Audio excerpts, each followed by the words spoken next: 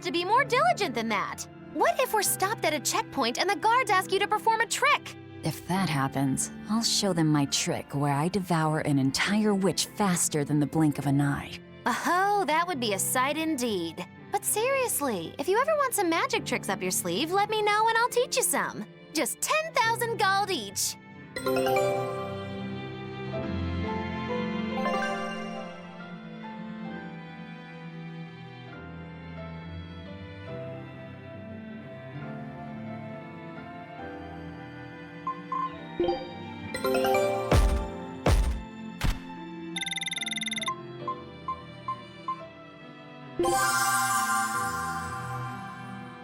All right, now it's up to you.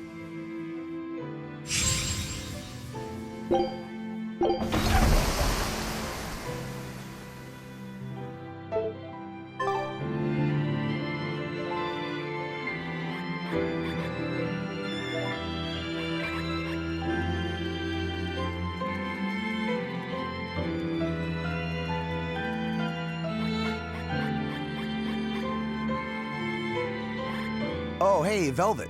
You don't mind if I give Kurogane that orichalcum you fished up, do you? Doesn't matter to me. But do you really think he can make a weapon with that? Well, I don't know. What does the expert think? Conventionally, no, it's impossible. But when has convention ever stopped a demon? I won't argue that. We're dealing with the hardest metal in existence. But I'm ready to cast aside all doubt, to focus everything on forging my greatest creation. If anybody can do it, it's you. Good luck, Kurogane. Yeah, best of luck. If you can make Rokuro stronger, you'll be helping me out too.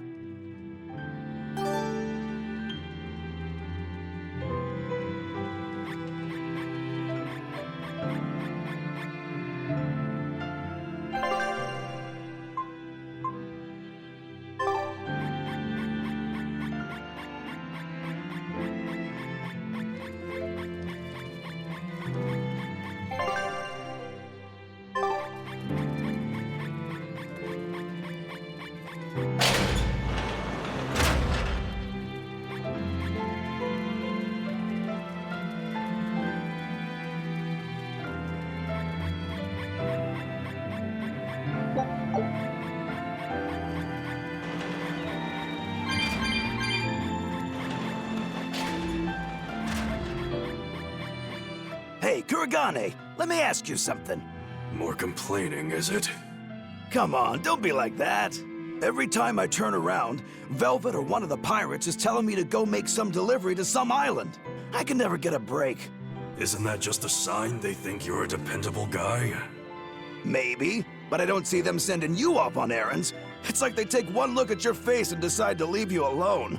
I don't have a face. Oh, right, sorry. The slip of the tongue. Maybe you just don't know how much work I do around here. It's more than you think. Anything to do with iron, I do it. Making tools, repairing things. What do you take me for? Some kind of cheeky freeloader? I don't even have cheeks. You're too funny. But doesn't it ever annoy you to have all these kids giving you orders? I've spent my entire life thinking of nothing but forging swords. It's been centuries since I've interacted with youngsters like them. They can be a hassle, but at least it's a new hassle. Yeah, that's what I thought at first, so I went along with whatever they asked. But I've been too nice, so they keep pushing work onto me. Maybe if I hadn't been so helpful, they would have stayed out of my face like they stay out of yours. I don't have a face. That's not the point. Aren't you even listening to what I'm saying here? You need to make up your mind. You and I got on this ship alongside these people, who are putting themselves in great danger in order to live the lives of their choosing. If you don't like it, then go on and get off this ship with your tail between your legs. Yeah, except I don't have a tail right now.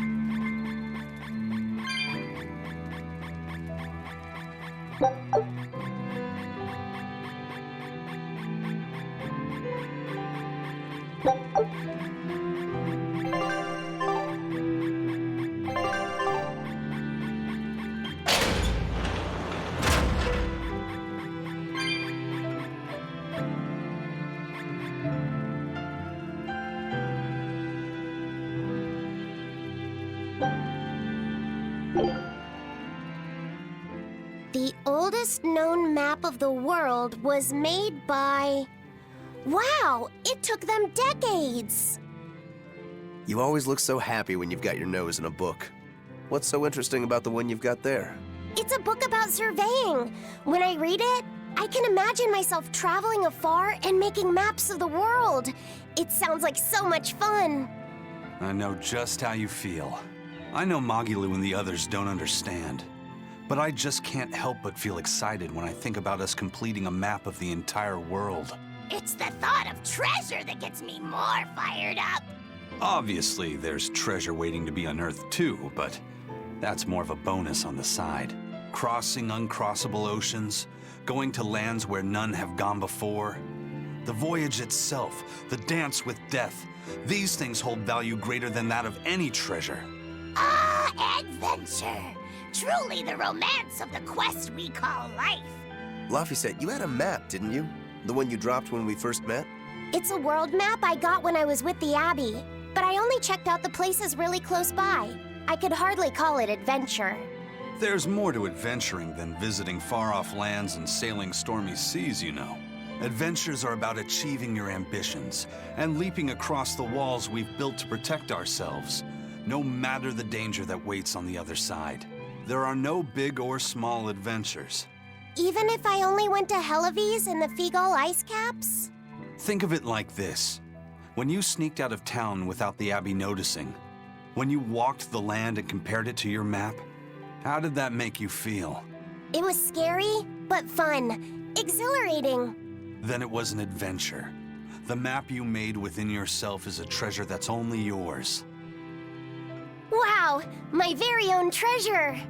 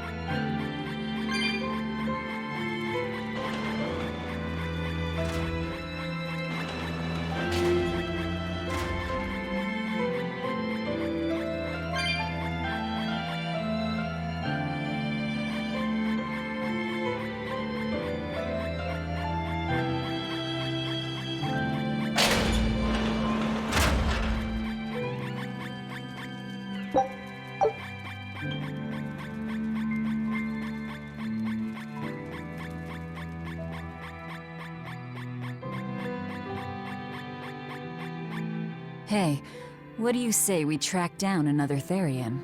Sure. From what I can tell, the next closest Earth pulse point is near the center of Midgand. Midgand, huh? The capital's not far from there. I wonder how things are now that Griffin's gone, though. Only one way to find out. Maybe so, but Eisen's not here, you know. You're right. I haven't seen him in a while. We should probably ask Benwick where he wandered off to. Yeah. Hold on. There's a letter here. On pretty cutesy stationery, too. Let's just have a quick look-see.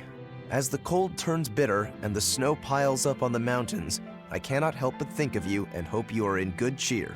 As for myself, I am the same as ever, although I recently acquired a rare item that I shall be sending your... It's rude to read other people's letters, you know. Yeah, but how else are we supposed to find out whose it is? Does it say who the sender is? Uzfamewu Wexov. Who the hell is that? Probably someone on this island, if I had to guess. Hey! Anybody lose a letter? Do any of these folks look like the type to write a fancy letter?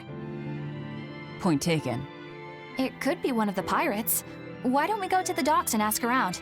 Fine, just don't forget our mission.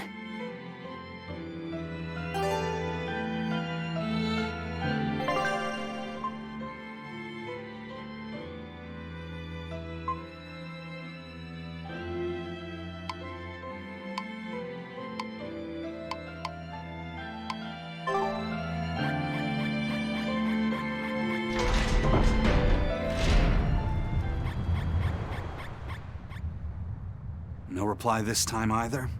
But she's doing okay. I can say's that much. That's good to hear.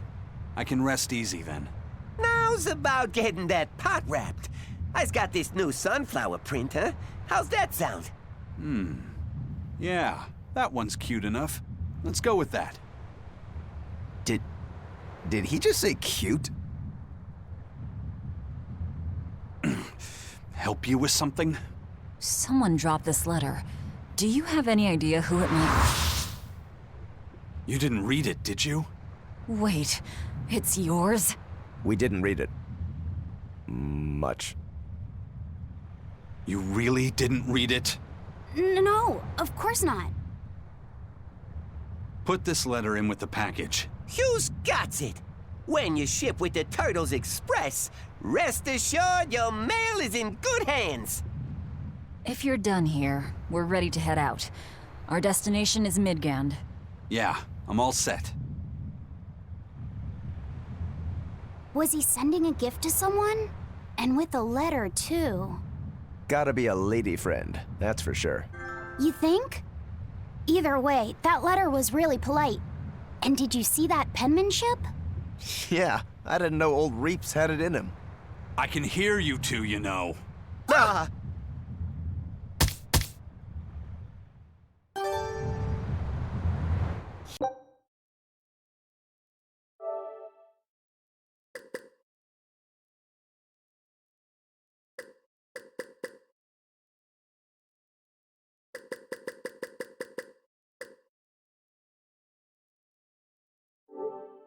Yikes. Better watch what we say from now on. Yeah. I noticed you've come up with your little name for the kid. You sure are the sentimental type, aren't you? Oh? Calling him Fee doesn't cost me anything, and it's not like I gave it much thought. That may be the case, but no one else has taken even that token effort. And in doing so, I wonder if maybe you were trying to encourage him to be his own being. After all, one requires a name before he can consider his own identity. Having been given a name, he realizes he is his own entity, separate from others, and a certain formless essence comes to life inside him. And you're the one who set that process in motion for the kid. Whether you intended to or not, you changed him from a puppet into a living being. So what's your point? I've been with you since the start of this journey, haven't I? Wouldn't kill you to give me a nickname, would it? I've never really thought of us as being that close. And besides, you just forced your way into the group. Come now! I know you've got a bigger heart than that! Surely you have it in you to give a nickname to a dear friend! We're not dear friends. And even if we were, I'm not good at nicknames anyway. Please, I'm begging you! Okay then. Moggy. Oh, come on, that's so obvious! Can't you put some heart into it for your dear friend? Fine. Lou. Do I look like an old man to you? You're not even trying! Okay then. Witchy McWitcherton. Interesting. Well, if I had to rank it against 1,000 other nicknames, I'd probably put it at number 1011. A nickname needs to have charm. It needs to leave a lasting impression. Sure then. Hattie. Now you're just saying what you see! Book skirt. That's not any better either! Ms. Creepy Eyes. That's just an insult! Look, no nicknames based on what you see, and especially no slandering! Lil Miss Witch who smiles around you but stabs you in the back when you're not looking. Hey, that's personal information! Look, I told you. I'm not good at coming up with nicknames. Forget it! I should have known this wouldn't work!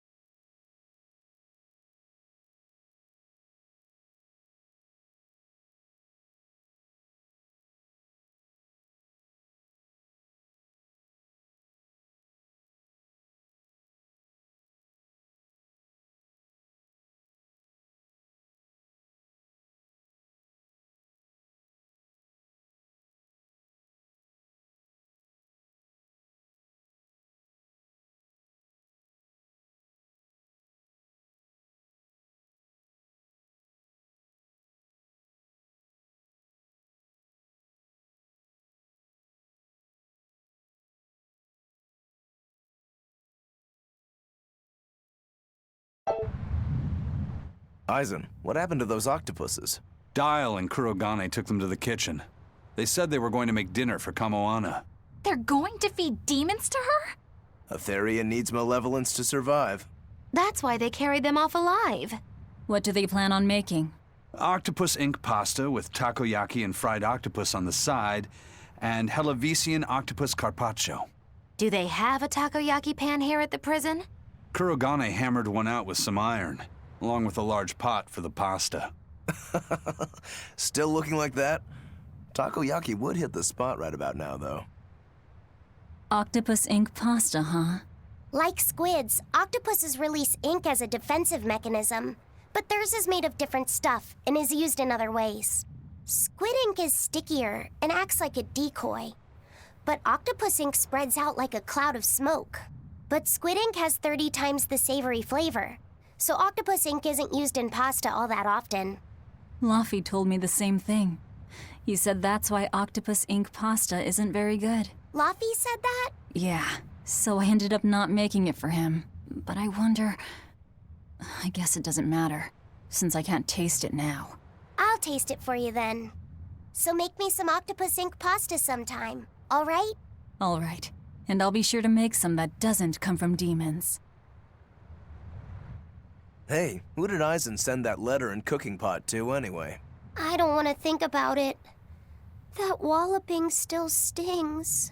You've got to be curious, though, right? Maybe. It was serious stuff. Whoever it is must be important to him. A lover, maybe. Aizen's lover. A child wouldn't be happy with that cooking pot, and a man wouldn't want it wrapped up so pretty. A young woman with Aizen's tastes, then. He'd be bound to fall for a miraculous match like that, right? I don't know. I bet she's that girl with the yellow umbrella. You really have a thing for her, don't you? I do not. That's not what I mean. Then pray tell, what do you mean? Huh? Eavesdropping, Eleanor? How unseemingly rude of you. Besides, Luffy said is free to like whomever he chooses. You're one to talk about eavesdropping, Moggy Lou. Anyway, it's just that the sunflower design on the wrapping reminded me of her. Now that you mention it, but does it really matter? He has someone to write to in any case. True. I can't help but feel a bit envious. What a nice way of summing it up, Velvet. So you were eavesdropping too, then? Say, what do you think about Aizen? Oh, so that's the kind of guy you're into, hmm? Huh. Not what I'd expect, but... No!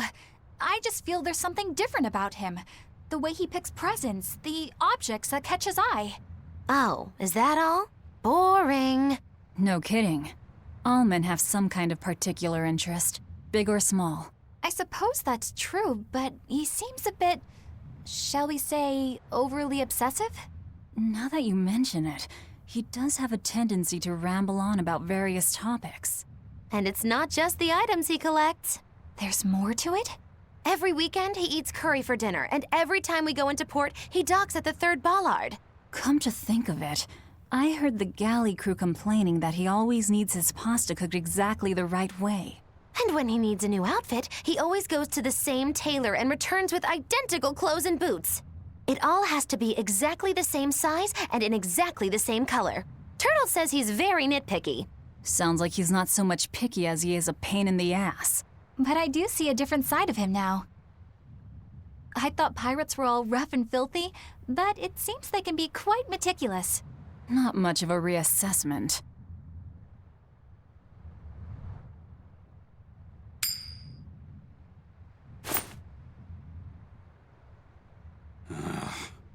It must not feel great only ever getting tails, I bet.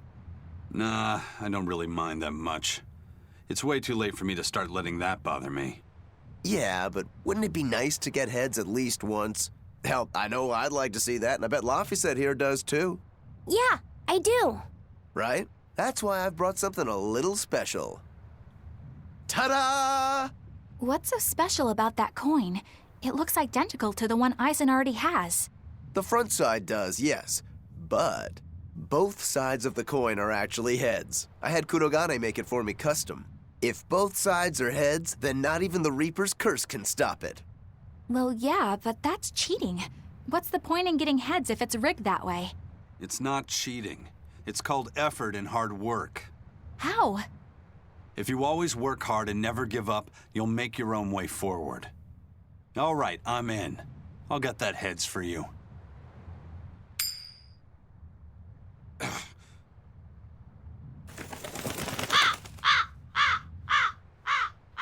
What?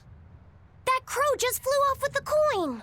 Those birds are attracted to shiny objects, I suppose.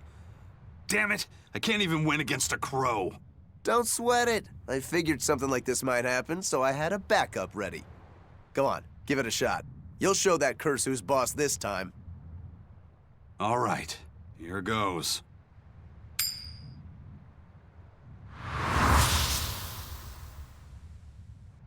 I don't believe it!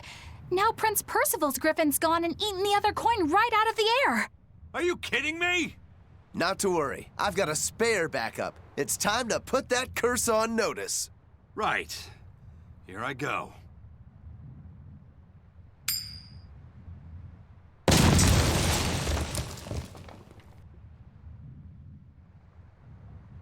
You gotta be kidding me. Reaper's curse or not, does it really have to go this far over a damn coin? It's fine, really. I had a feeling it'd turn out like this. Well, I sure didn't. Yeah, me neither.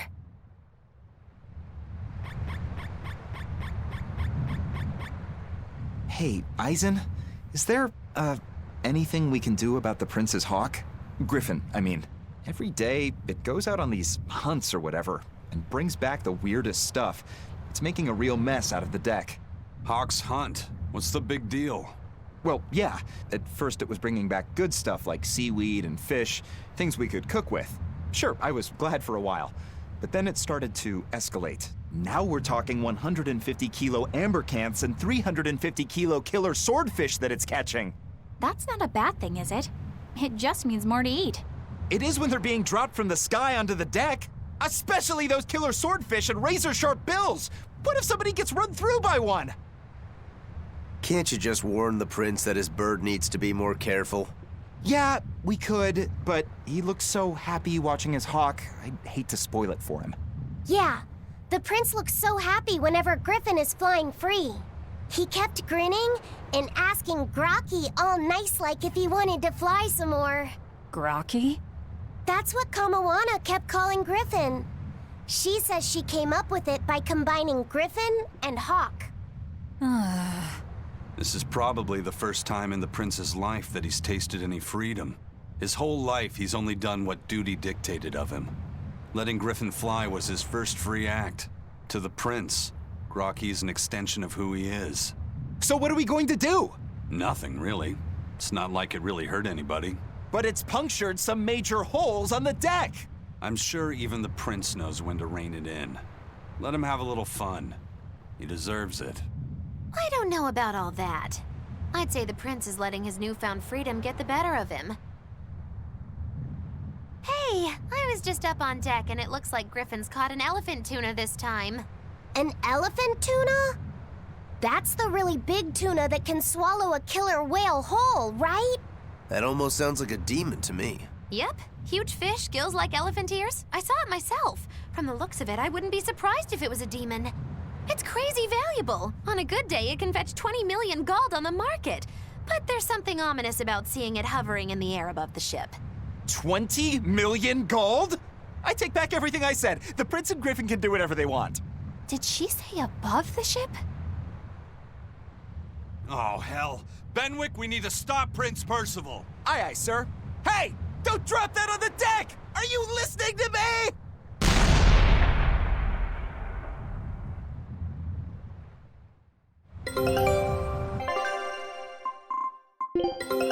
Our scout ship has returned! Well, well. Now here's a fine haul. I knew this would be big. What a treasure! All right, now it's up to you. Scout ship departing.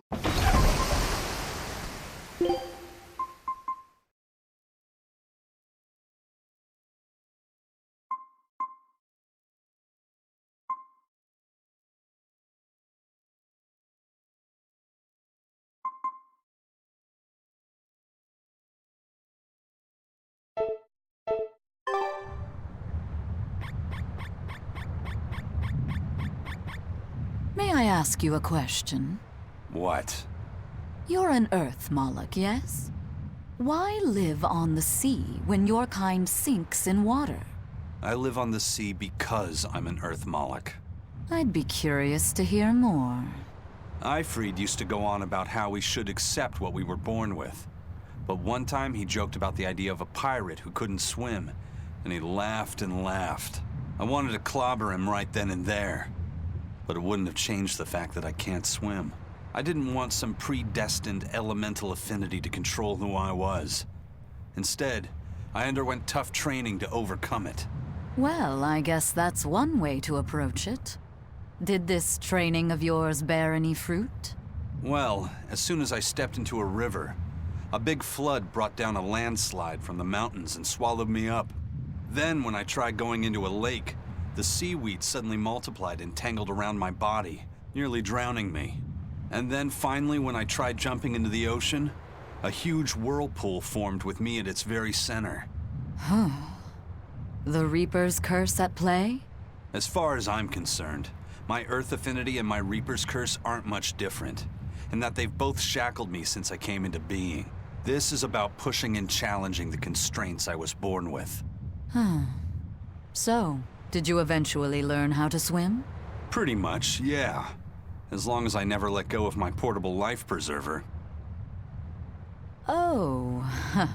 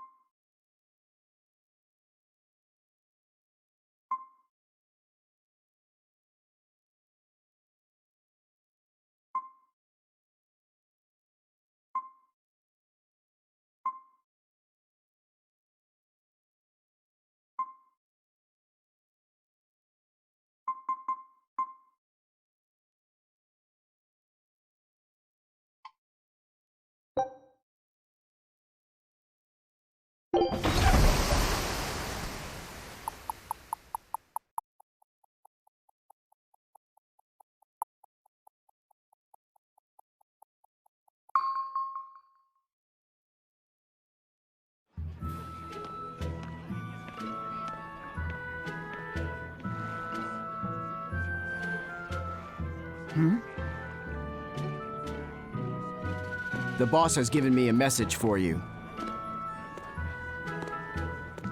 Says there's some sort of nasty demon running around in the Eldina Plains, to the east of Logris. She thought it might be the one you're looking for. Wasn't the Eastern Highway closed off from Logris? That was only temporary. It's back open now. If you follow the road, you'll reach Stonebury Village. There you'll find one of ours who actually saw the demon. You want to know more? That'd be a good place to start. Got it. Hey, that's the same direction I sensed the... Give Tabitha our thanks.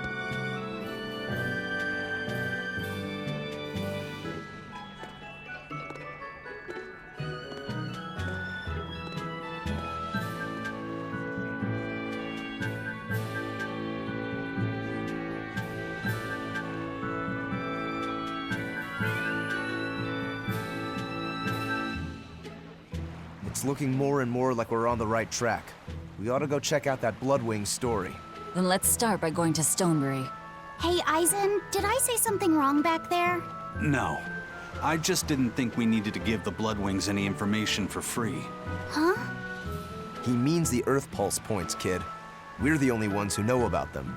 But aren't we on the same side as the Bloodwings? We're not enemies with them. But I wouldn't go so far as to call them our friends either. That's just how it goes in the underworld. Things can change at the drop of a hat. A poison hat. But how are they supposed to trust us if we don't show them trust in kind? That messenger knew our faces, even though we'd never met. He was here waiting for us, even though we hadn't told anyone where we were going. You're right. We hardly know the first thing about them, and yet they seem to know every move we make. They could easily sell us out if it struck their fancy. They'll work with us as long as we're a useful ally in their resistance against the Abbey. But the more tricks we can keep up our sleeve, the better. We've got each other's back, but only as long as we hold a knife up our sleeve. That's what counts as trust in the underworld. That sounds terrible. But at least you can trust that Tabitha's cooking will be tasty. Can't argue that.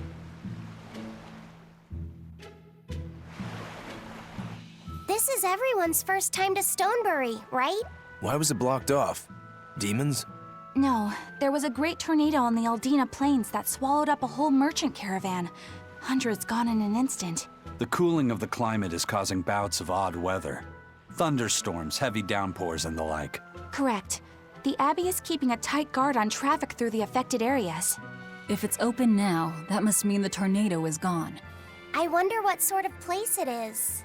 It's quite lovely. In the vast forest to the east, you can find gemstones, and it's teeming with rare plants and insects. The locals trade only as much meat and hides as they need, and they live peaceful, quiet lives. You sure know a lot about this place. It's where the Norman he first fell in love with grew up. Yeah! Please don't embarrass me. Though we are apart from each other now, our hearts are still as one. Immediately after you and I made our pact and set off, she fell in love with some macho Norman and moved away. What? Why haven't I heard about this? How long have you known? Oh, I don't know. Maybe I found out during my long search for you. Or maybe it was right after we left. I remember leaving something in the village and going back to... Oh well, not like it matters. It does matter! There's no sense in crying over a fickle girl. Come, Stonebury awaits.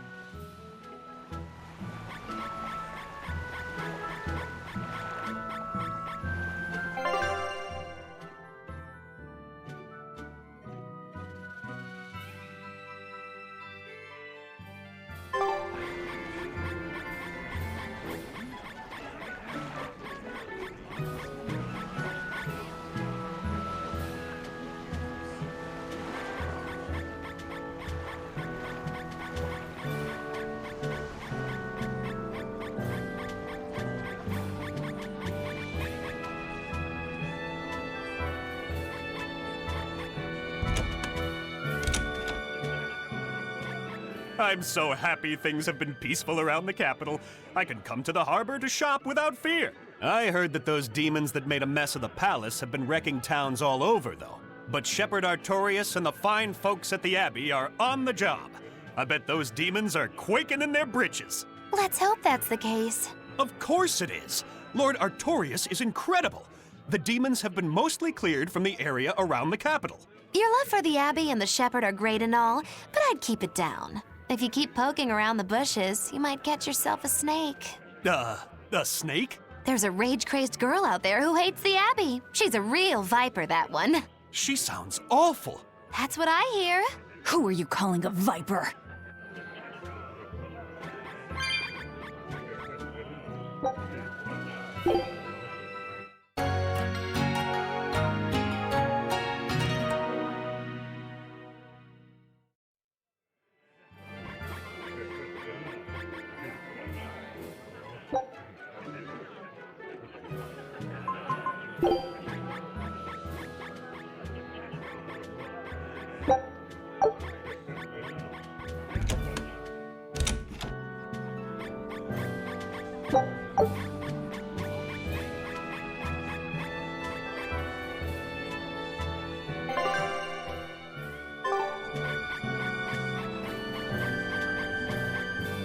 The Eastern Plain is finally open for travel. I hear that the people of Stonebury are alive and well. My husband and I can breathe a sigh of relief.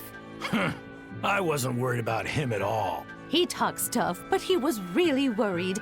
Oh, sorry you don't know who we're talking about. It's his apprentice. What kind of apprentice? My husband's an architect. Even the royal family and the Abbey commission his work.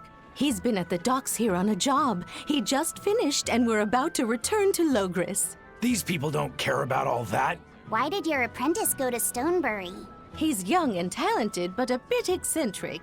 He said he wanted to help create a new town, so he set off to the frontier. A craftsman has to focus on his work. Creating a new town. Ha! He should know his place. But my husband didn't disown him. That boy's fearlessness reminds me of my husband when he was young. So you understand how he feels then? I didn't say that. If he thinks he has the talent, he's free to do as he likes. But if he doesn't follow through with it to the end, I'll be done with him. Did you hear that? He thinks the boy can do it. If you ever find yourself in Stonebury, go visit that boy's workshop. Right, I'll do that. Sorry about my husband. He can be a real grump. Don't worry about it. I'm pretty used to people like that. Hey, what's that supposed to mean?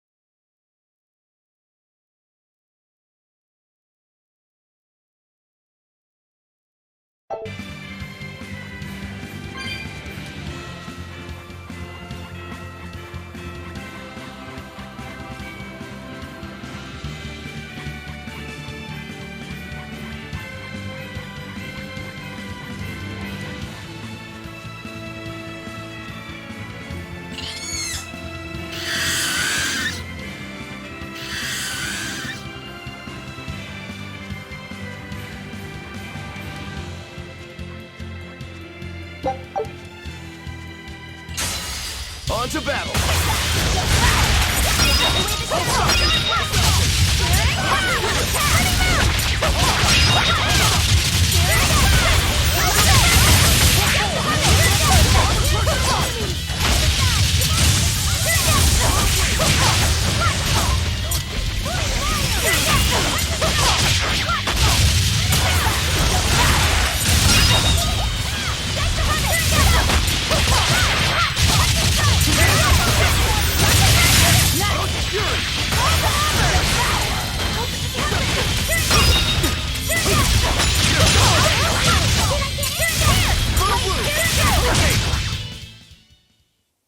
Not bad.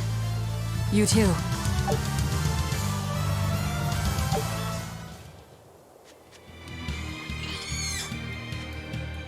I think I've finally gotten used to it. Used to what? Your powers. I think I've finally got a handle on them in a way that feels right. That's good. Hopefully you won't faint anymore. Yeah, and I'll keep learning too. I hope we can make this work out. Yeah, definitely. Fingers crossed. What's wrong? Nothing. Hey! When you and Eleanor made your pact together, she gave you a true name, right? Was it a good one? True name? What's that? It's a special name in the ancient tongue given to a Moloch as a necessary step in forming a pact with a human. I gave Bienfu the name Fushicas. It means thing. That's pretty messed up. It's just my own little way of showing affection. So what kind of name did you get, Laphicet? What's the matter? She didn't give you a really weird name like Magulu gave Bienfu, did she? If you're not happy with it, I can talk to Eleanor about it later. So go on and tell me... I'm fine with it. And I can't tell you anyway. Well, you don't have to get so worked up about it. A true name is not something a Moloch just casually divulges to others. They carry a special meaning to us.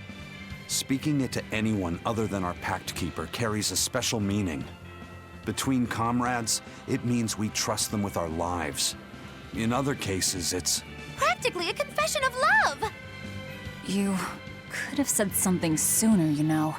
Laphicet's at a delicate age. You should be more careful in the future. Oh, really? It's just another way of showing affection.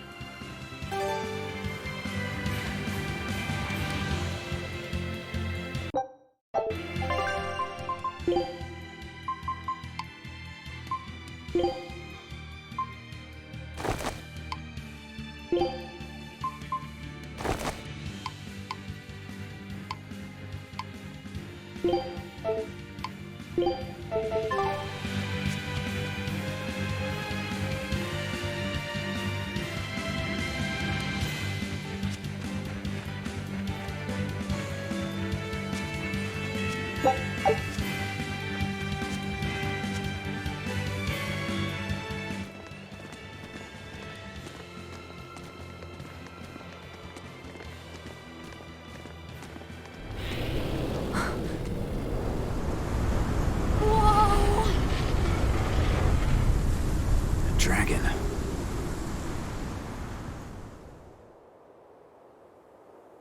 That's gotta be the demon Tabitha wanted us to know about. It's flying free, but could it still be a Therian? I just felt an Earth Pulse point. It's that way, somewhere near the top of that mountain. Let's check it out.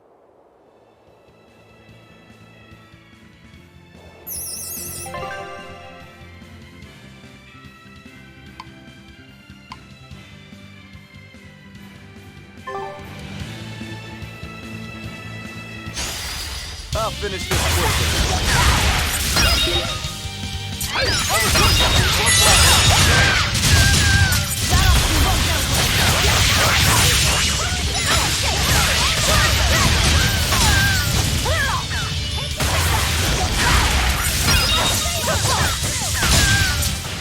Not even worth my time.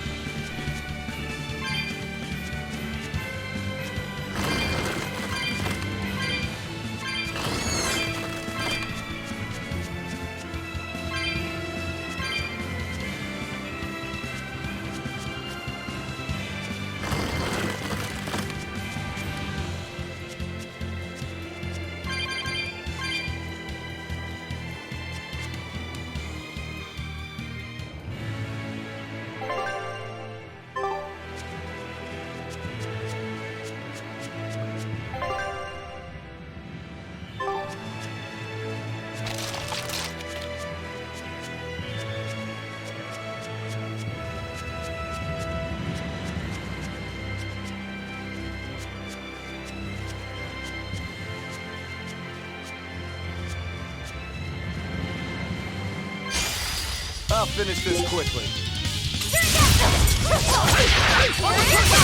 Killing flash! But I'm this close. I won't miss! Form zero! Thunder! One down. No escape! I can't even call that a fight.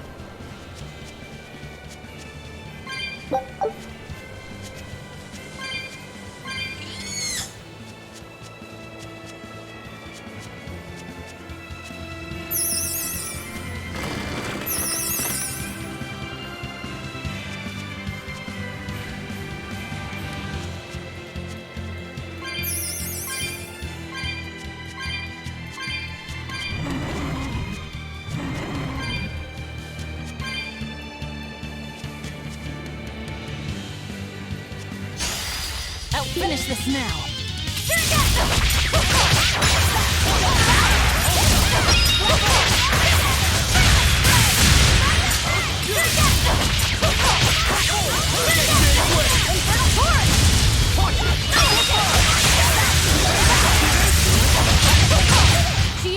I did good, didn't I?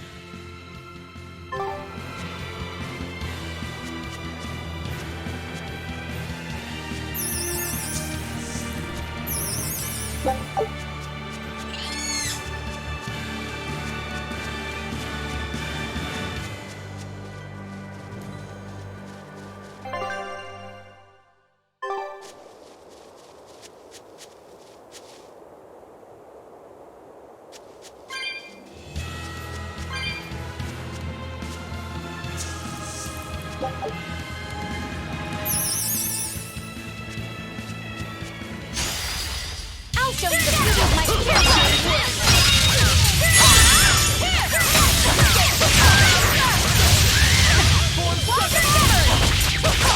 No mercy! Wounds that will be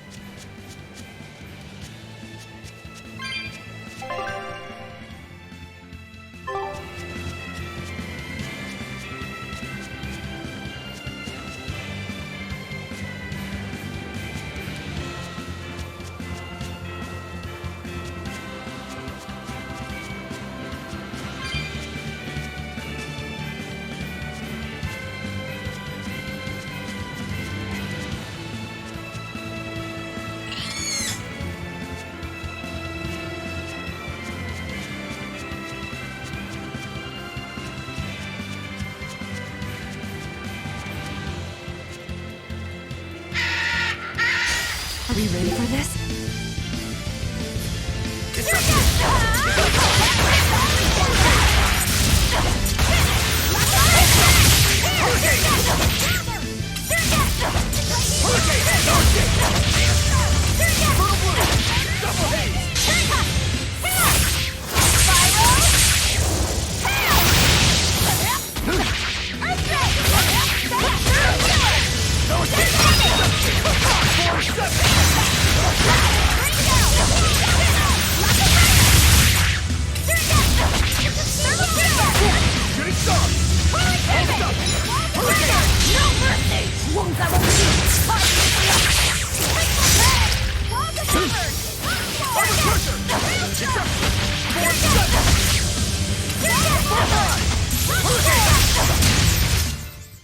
Victory is ours.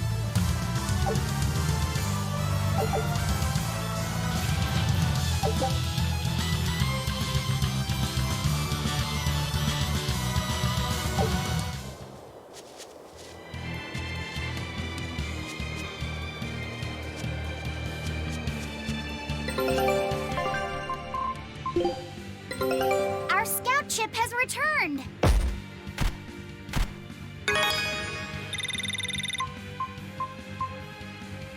All right, now it's up to you.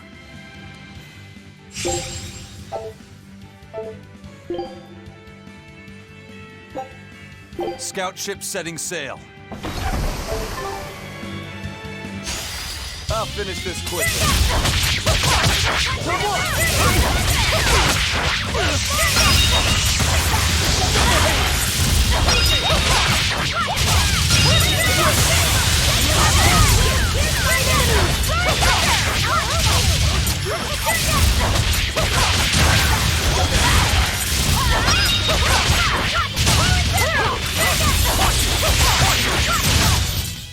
Hey, is everyone all right?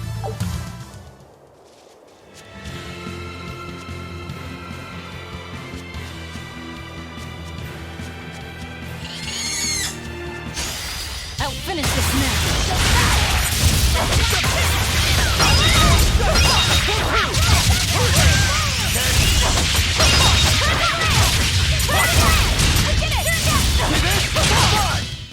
Not even worth my time.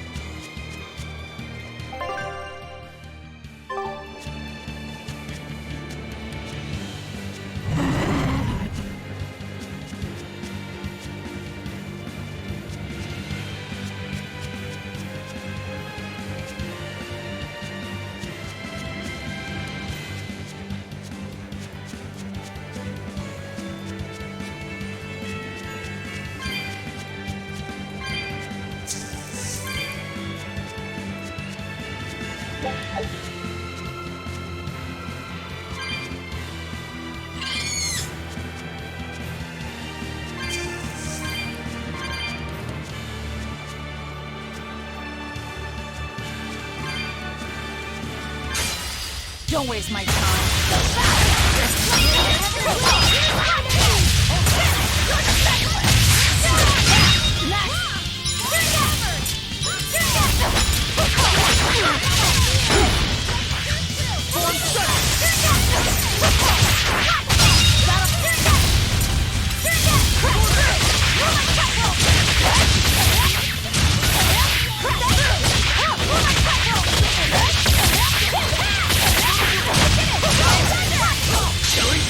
But I'm this close. I won't miss. Form zero.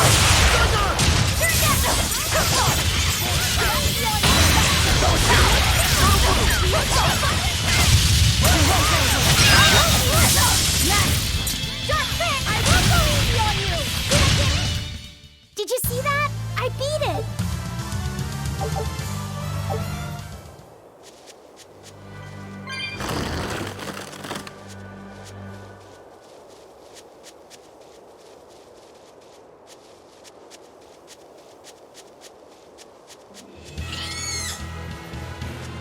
Yeah, I can really feel the Earth pulse now. It's up above. Guess we're in for some mountain climbing then.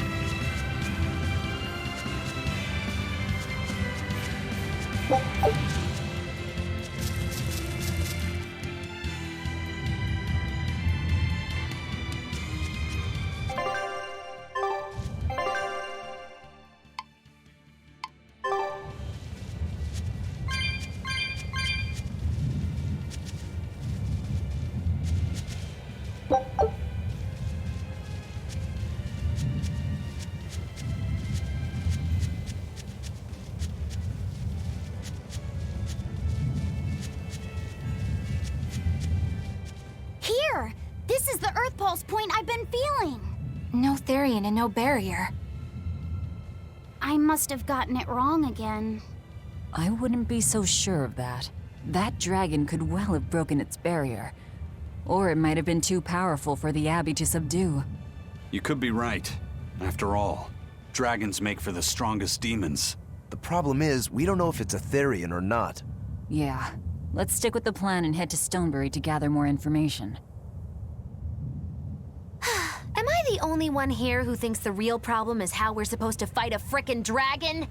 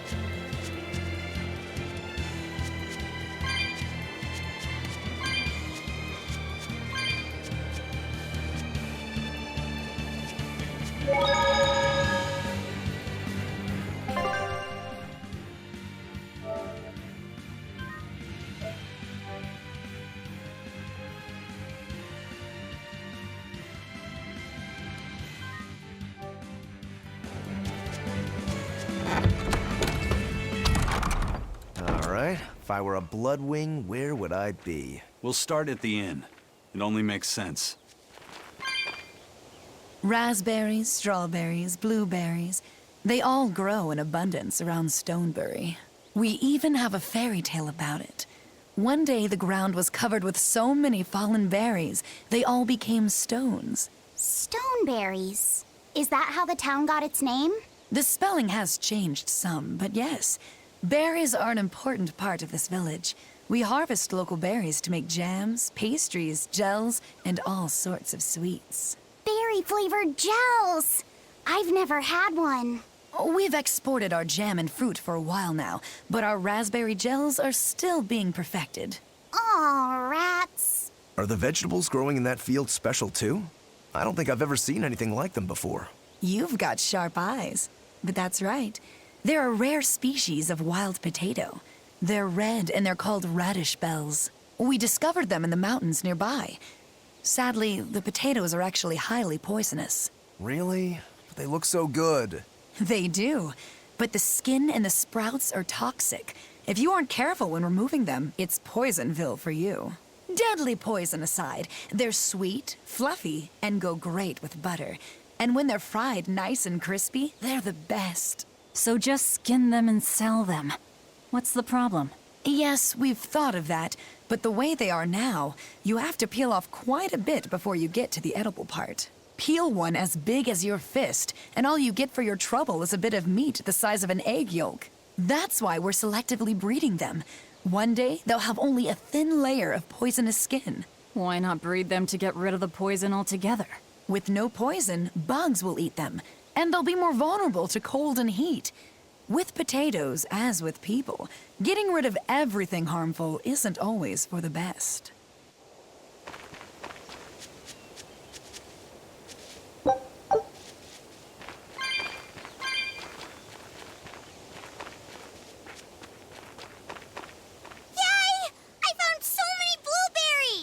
What are you gonna do with all those? Make jam? I'm going to feed them to my chickens. That way they'll lay eggs with purple yolks. What? You know that won't work, right? It sure will. The color of yolks change depending on what a hen eats. My grandma taught me that. Actually, we always feed our chickens corn. Is that why their yolks are yellow? What are you gonna do with purple eggs anyway? Tourists are coming from the capital again, right? I bet they've never seen purple eggs, so I figure I could sell them for a lot. Maybe I can even make our village famous! You've thought this out. But will they really sell? You know what they'd make, right? Purple fried eggs, purple omelets, purple egg fried rice. Hey, would you want to eat a purple omelet? Strange things sell, right? You don't have to be so mean just 'cause you can't think of a better idea. Oh, sorry. Here, let me help you. Fine. Go catch a whole barrel full of jewel beetles. If we feed them to my chickens, we'll get eggs with yolks like shining jewels. I really wouldn't want to be your chickens, but... okay. What a carefree village. But you know, this is what really makes humanity amazing to me. Attempting the impossible. Reaching for the stars, just as a matter of course. Aye.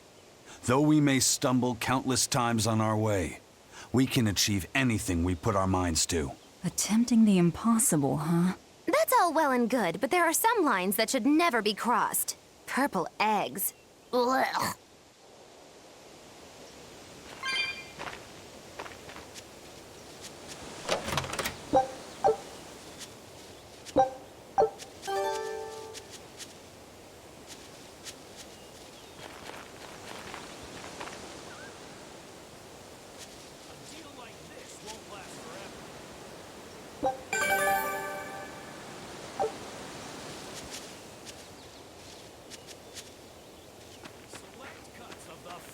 Meats.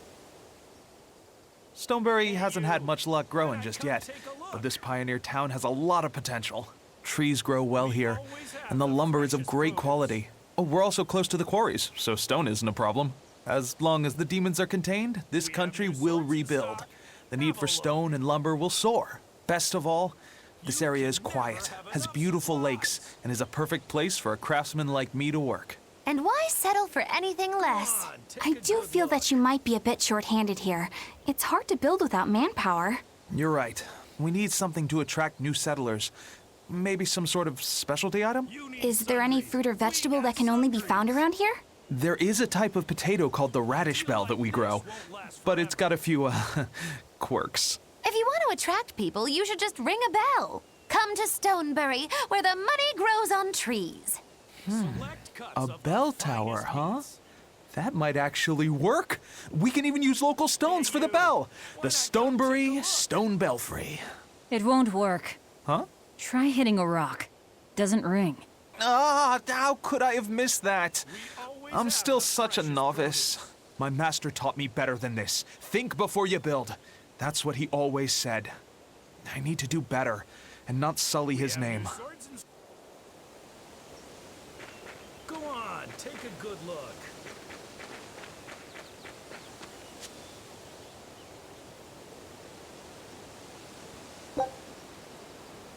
You need sundries. We got sundries.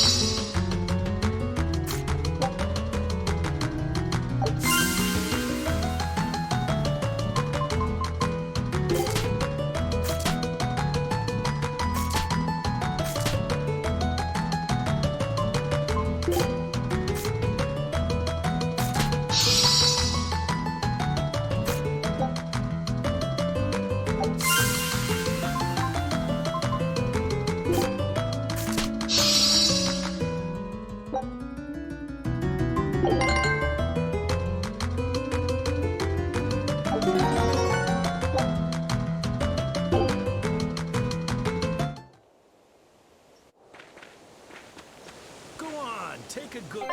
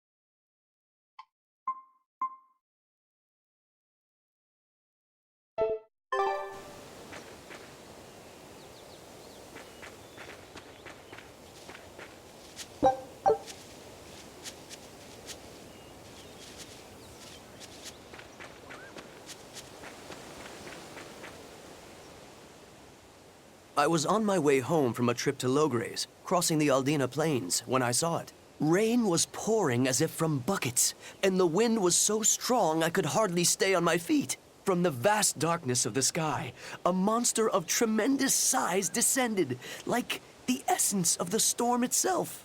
A huge flying demon? At that moment, a group of exorcists leapt out from their hiding spots and began to battle the demon beast. But it met their swords with its fearsome horns, and a swipe of its tail threw the noble exorcist's back. Horns? And a tail? Where did the demon go? I couldn't tell you. I was so frightened, I ran away and never looked back. I hope the Abbey can get rid of it, but the beast took out 3 exorcists with a single blow. Come to think of it, another person was there too. He faced the demon and told it to stop. Zavid. If you're going to the Aldina Plains, you'd better be careful.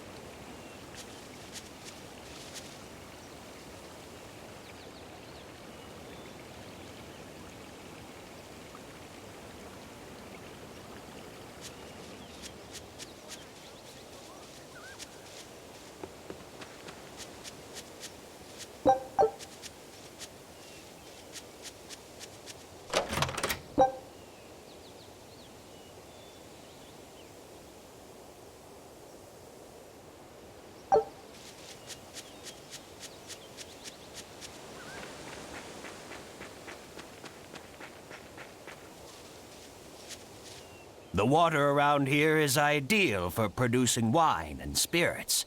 I've been thinking about fermenting something new. What will you make? This region's specialty is berries, so a berry wine? But the chilly air and level of humidity here should be just right for making an amber draft, don't you think? Considering the geography around here, the water must contain a high mineral content. If you use it to make a rice wine, the taste will be unique. I've considered all those options, but I must create something that can surpass my greatest rival, Sleeping Princess. But that's nearly impossible to make. Exactly. Not an easy task, to say the least. Sleeping Princess is made by filling an emerald cask with water from an enchanted mountain spring and sitting it in direct sunlight for 7 years. The water's magic causes it to change color each year. When it reaches the same deep green hue of the cask, it's ready. Solar fermenting, huh? It won't be easy to surpass a marvel of the winemaking world like Sleeping Princess. True, but I've finally found it. The ultimate stone. A gemstone? Will you make a cask from it? That would just make it an imitation. No. What I found can only be called a natural rock filter.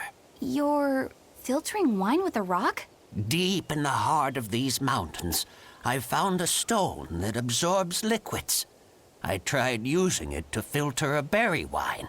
The taste of it was unbelievably crisp and bright. It preserved the luscious richness of the berries while adding a clarity that left me breathless.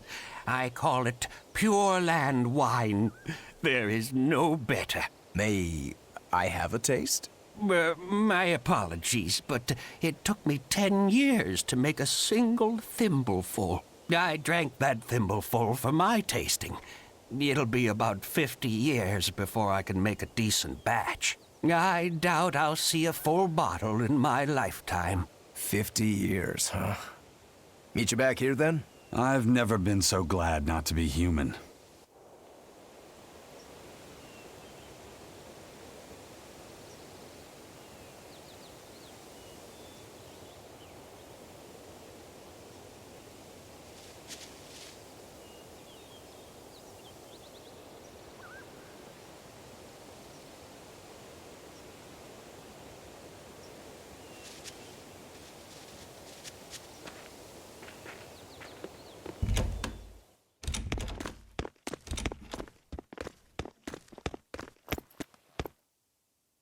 Zavid. Well, hello, sailor.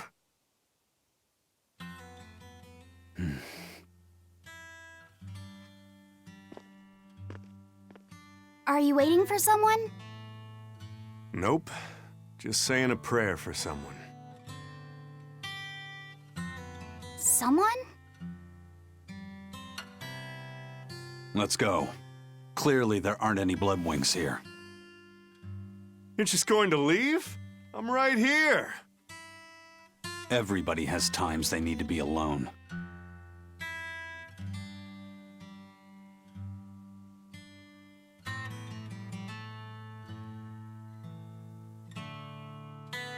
Fee. Right. coming.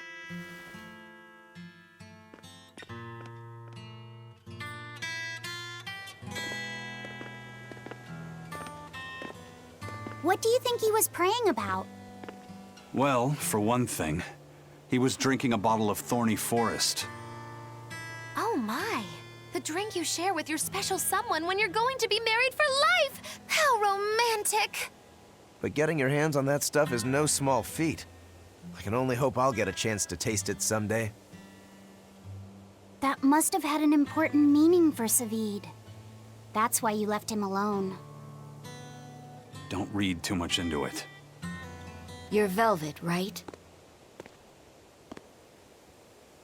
Ah, you must be the one who's seen the demon we're after. We saw a big snake-looking dragon fly over on the way here. Is that what you saw too? Yes, that's the one. It nests at the top of the mountain in Aldina Plains. We went to look ourselves. No dragon. It only returns to its nest on rainy days. Rainy days, you say?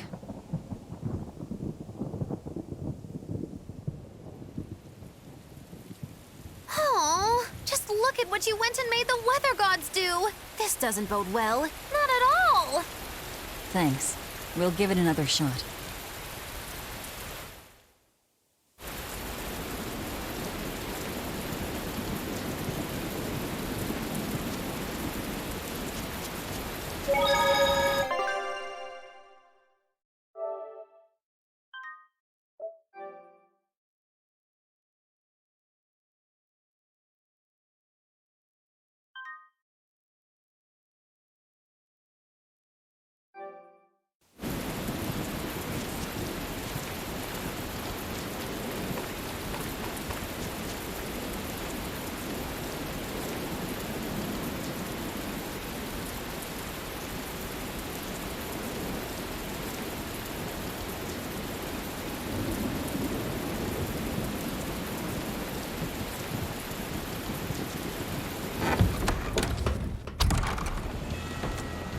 Hey there.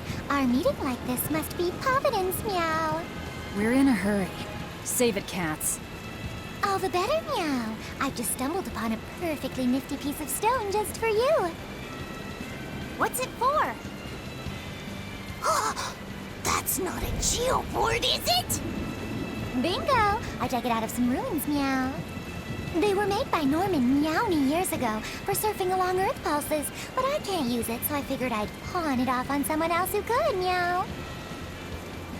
Wait, Norman made this? That doesn't exactly inspire confidence. Don't be so mean. We're capable of exceptional things. Sometimes. When a Norman speaks their own name, the board springs to life and whisks its masters away at top speed. They'll even plow right through weak demons. You can say it's our masterwork, even if we sorta stumbled on it by accident. Huh. Well, then I apologize. So we can ride this as long as we have Bienfu with us, right? Well, kind of. Do you have to use your true name to activate it? Not my true name, no. My Norman name. Wouldn't that just be Bienfu?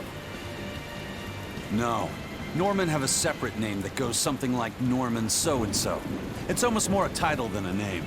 Often the name has something to do with what they're good at. Something like attack, or chain, or aqua.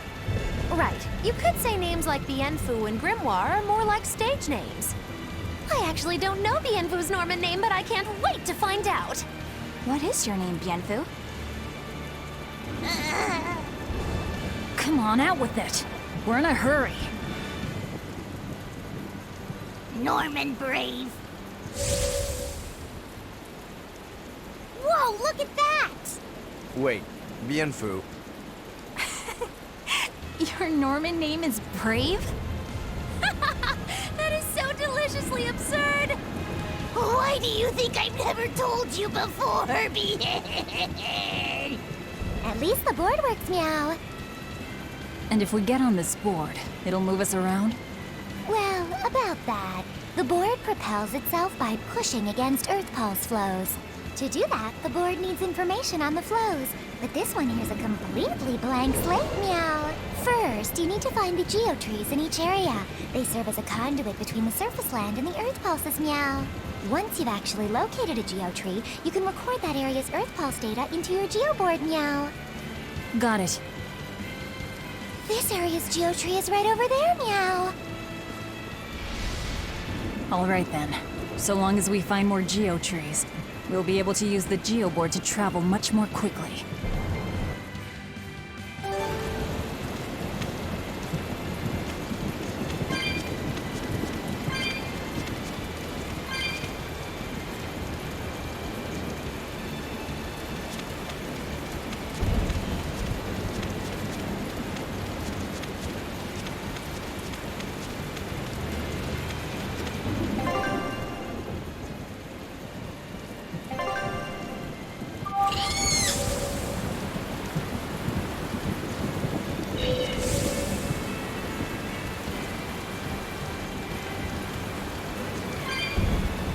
Well, that's going to come in handy.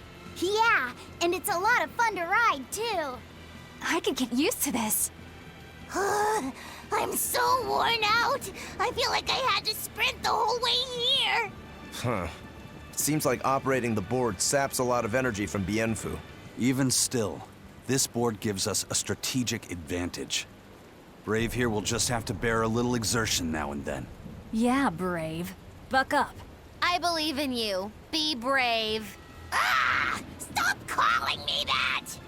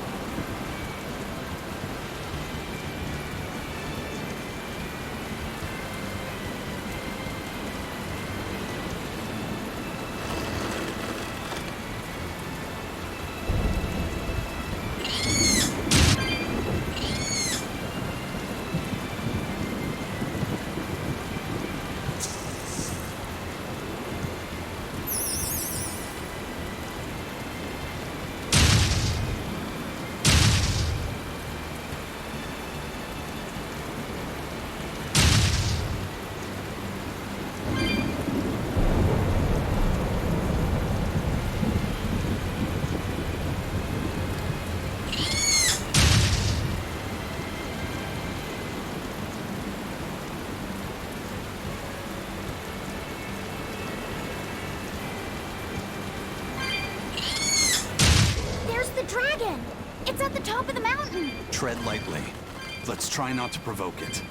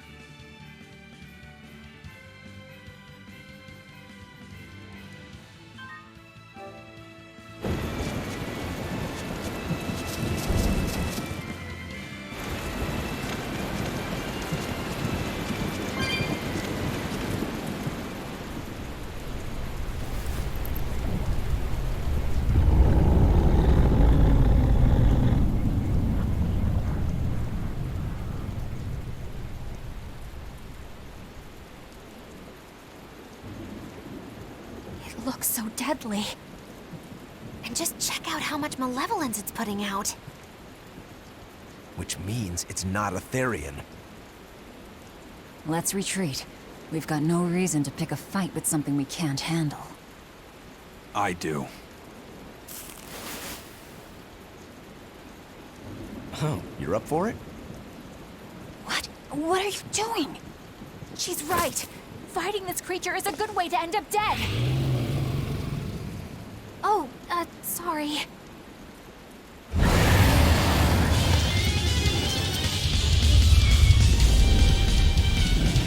Well, no turning back now.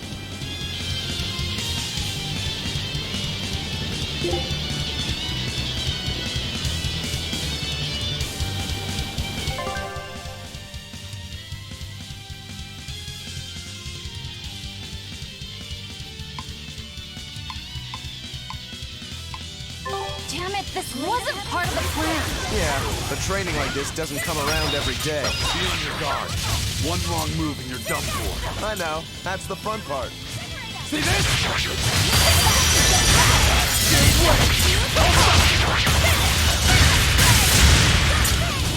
Hold up! Here it comes! Yes, here, please! You broke me! Here's your justice! Fight in order! Here you go! Gave way! Welcome, Auburn! Hold up! Yep. This one definitely puts up a better fight than your average demon. Is there any hope of actually defeating this thing? I'll do whatever it takes. That's my way.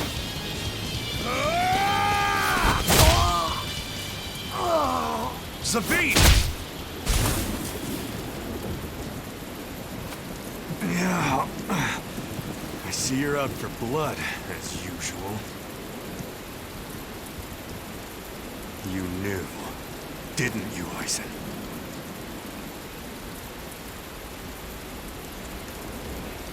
Out of my way.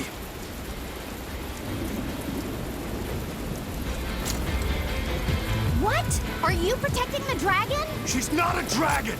Huh? Back off, or I'll make you back off.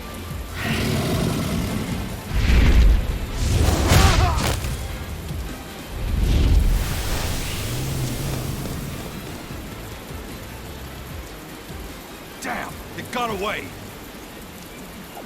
That hurts, babe. And here we hadn't seen each other in so long.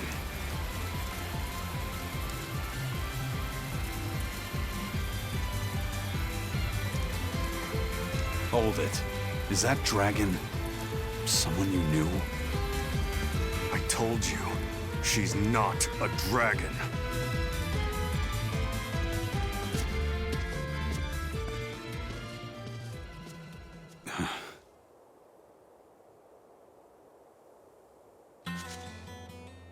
So, it seems old Check Out My Pecs and the dragon have some kind of close ties. Did I hear you right? We're talking about a dragon here. I know what I said. But how could that be? When Malachim are tainted by malevolence, a dragon is what ultimately results. So you're saying that dragon was a Malak Zavid once knew? She must be who he was praying for back in town. Yeah, most likely.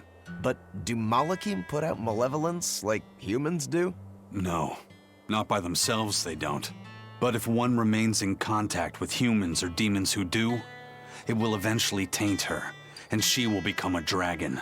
What about you, kiddo? You feel anything weird after you got thrown into the Earth Pulse at the Empyrean's throne? I did, yeah. Can't say I'm surprised. The air there was thick with malevolence being sent on its way to Enominat. If I'd stayed there, I might be a dragon too. Is having a vessel not enough to prevent a Malak from transforming? A vessel can reduce the effect, but not eliminate it. By stripping their Malachim of consciousness, the Abbey exorcists seem to be able to inhibit the transformation. But nothing in this world is guaranteed. Can a dragon ever be changed back into a Malak? Nope. Just like with demons, there's no going back. Do they still hold on to some part of who they were? You saw that dragon. What do you think? Well, that's... But Zavid still won't kill it. Must be his creed at work. Aizen, listen. Whatever business you and Zavid have with that dragon, I don't care. Do what you have to. But I won't tolerate you getting the rest of us involved in it again. Do I make myself clear? You've got it. Good. Now, let's get back to the Therian hunt. We'll regroup in Titania.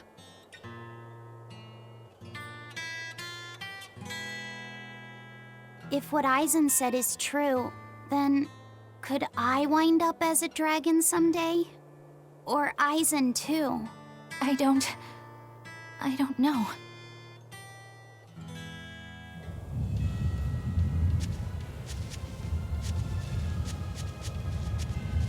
I can't wait to take a good look around. Whoa, now that's what I call a view. I agree that it's beautiful, but don't leap about so much. You'll fall. I can sense many earth pulses under this place. I figured you'd notice that. An intricate web of earth pulses crisscrosses the land under the Aldina Plains. Mountains like these would normally take tens of thousands of years to form, but these popped up in about a millennia. So the earth pulses have affected the land? Exactly. Long ago, people wielded arts that allowed them to manipulate the earth pulses and control the very land itself. How could arts like that exist? Perhaps they pushed against key points on the earth pulses? Like how acupressure can improve a person's blood flow. That's a rather forced comparison, but you may be right. Either way, those arts have been lost for eons. I'm impressed, Aizen. You know a lot about everything. Not at all. There's so much I don't know. For example, the name of these flowers. That's why I travel. To learn. Aldina alabaster grass. That's the name of this flower? Yes. A long time ago, my brother showed me a picture of it in one of his books. They're fragile flowers. They die quickly on their own, but if enough of them gather together, they can survive. Fields of them form beautiful white carpets of flowers. In some cultures, they symbolize kinship, the bonds between people. Kinship? Huh. I'll remember that. You and your brother taught me something new today. I'll never forget either.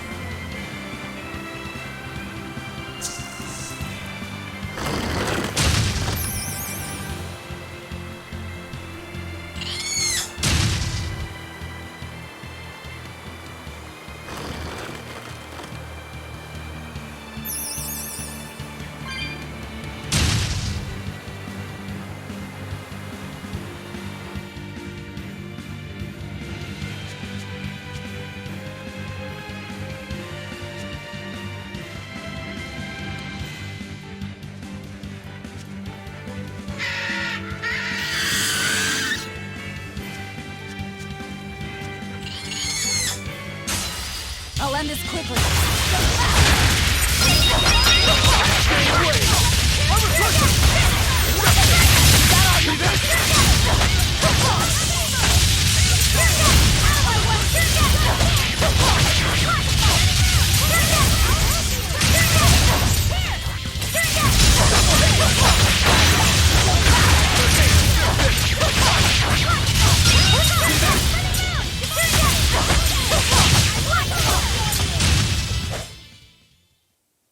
You're not hurt, are you?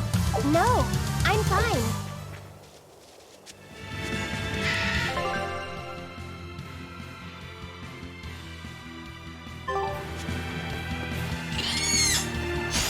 I'll finish this quick.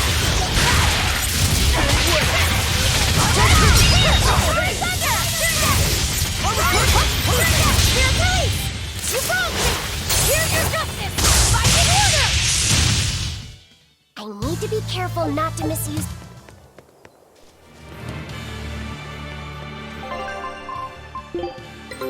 Take a look at this.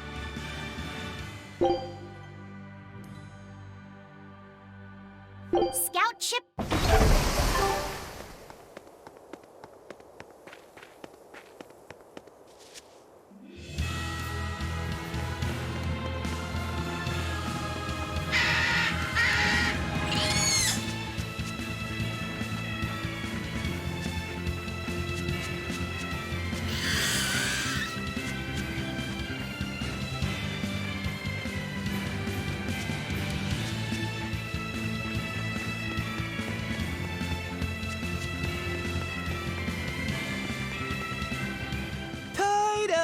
Turtles, keeping tight circles. Oh, perfect timing, Eisen. I's got a letter for you. A letter? Did you get a reply to that letter you sent? What's it say? What's it say? I know everything that you've done. Repent for your horrendous deeds, you monster. What did you do, Eisen? No idea. There's no sender written on here either. Who would write something so awful? Who cares? If I gave a damn about other people's feelings, I wouldn't be a pirate. I suppose that's true. Forget about it. What's the status of the other stuff? The Palmier made it just fine. But we've run into some troubles finding the Nordals. My deepest apologies. What are Nordals? Nordals used to be given out by Empyrean temples. If you collect a set of 4, you'd find happiness. Oh, so they said. Nowadays, there's only 4 left. Red, blue, green, and black. Even worse, nobody hardly knows nothing about them. Dolls of the Empyreans. Do you think they're like that one we saw of Aminoch in that shop in Isolt? Kind of. But these are less gloomy looking and more, how can I describe it? Something like a quiet radiance? A quiet radiance. That's perfect! I think I get it. I'd never have pegged you as a collector of religious claptrap, Eisen. Think they'll help keep the Reaper away? Probably not. But in the off chance they actually work, they'll keep her safe. Her? Hey, that letter Eisen sent off earlier was addressed to a woman, wasn't it? Our little Laphicet is growing up. No, I wasn't implying she was his girlfriend. Her writing just seemed more mature, and...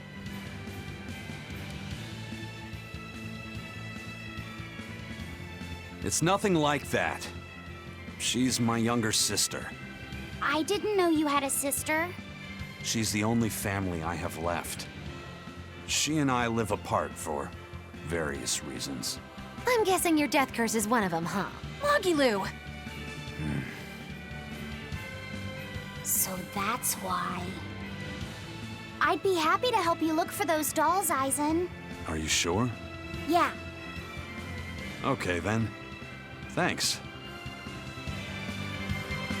I saw Benwick and the other crew members get into a serious fight over whether cats or dogs were better. I don't get what the big deal is. I can't believe you could say such a thing! No conflict is more perilous than the one that has dogged mankind since the dawn of civilization! In the shadow of every war are the battles of dog lovers and cat lovers. Between each side lies a divide, maybe not all that deep, but unbridgeable all the same. I'd say we're lucky that the squabble you saw didn't escalate into anything more serious. I had no idea it was such a big deal. So what side do all of you fall on? I am, without a doubt, a cat person. Cats and witches have a long history together. Personally, I prefer dogs because they can cohabit with humans while following rules. But I like cats too, because they're cute. What about you, Rokuro? Shigure liked cats, so I don't. But I like dogs even less, always wagging their tails for their masters. I feel the same way. Dogs will trade anything for food. Learning tricks, wagging their tails, getting friendly, and in time, even forgetting to howl. I think that's too cynical. Dogs make efforts to please humans so that we can live together. They're friendly and compassionate creatures. Then does that make you a cat person, Eisen? Actually, I like squirrels best.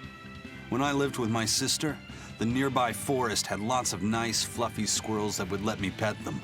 This isn't about squirrels. It's about cats and dogs. You have to pick a side. If I had to choose, yeah, it'd be cats.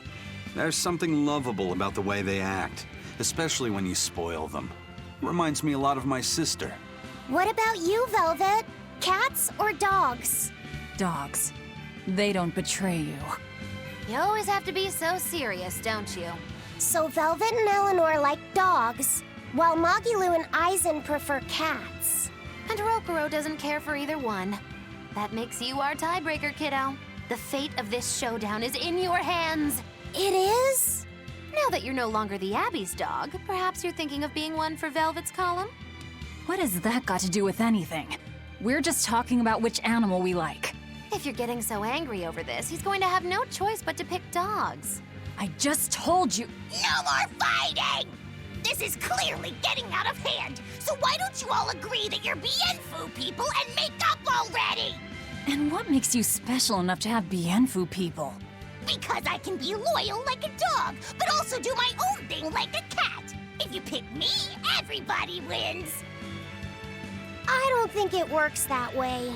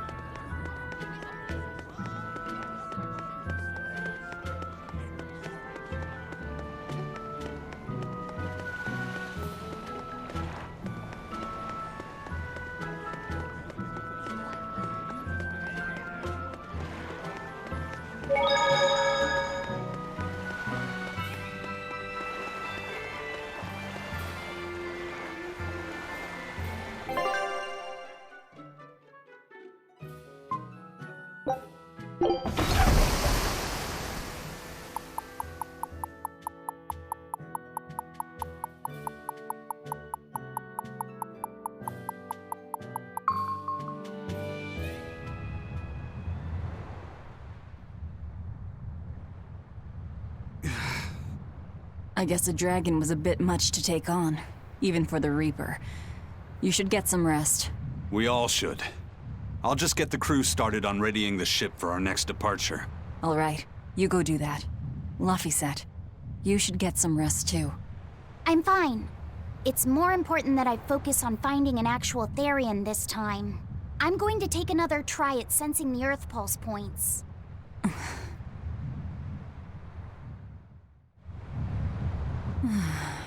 You're as stubborn as ever, Fee.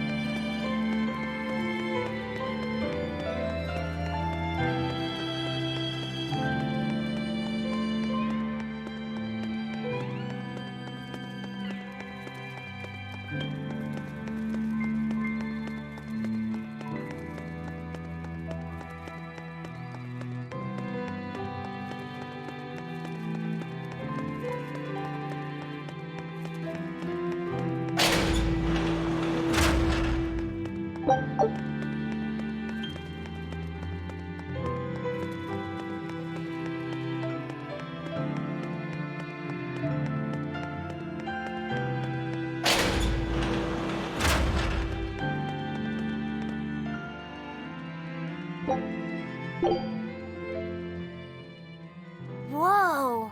Awesome! I swear, the second he has a spare moment, he buries himself in his books. Knowledge opens up bigger worlds. I imagine that back when Teresa was bossing him around, reading was a fun escape, an adventure in and of itself. What's up, you guys? You're reading a pretty hard book there, aren't you? This? It's about dinosaurs. It says that long before humans were around, these huge creatures ruled the world. There are so many different kinds, like tyrannosaurs and triceratops and brachiosaurs. They're all so cool. They look like dragons to me.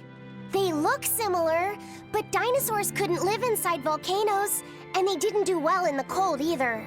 But they were crazy huge and strong. Nothing else could even compete with them. I bet they would have made for great sparring partners. I think this Gigantospinosaurus might be my favorite. Those two huge points jutting out from both sides of its body make it look just like you and your two swords. Actually, it's also known as the dual-bladed dragon. Wow, it really does sound like a perfect match for me then. Okay, so if they weren't dragons, what were they? They look a lot like lizards. Maybe they're like my ancestors or something. But you used to be a human. Damn, I think I might have gotten a bit too used to this new body of mine. I wonder if their tails can fall off too.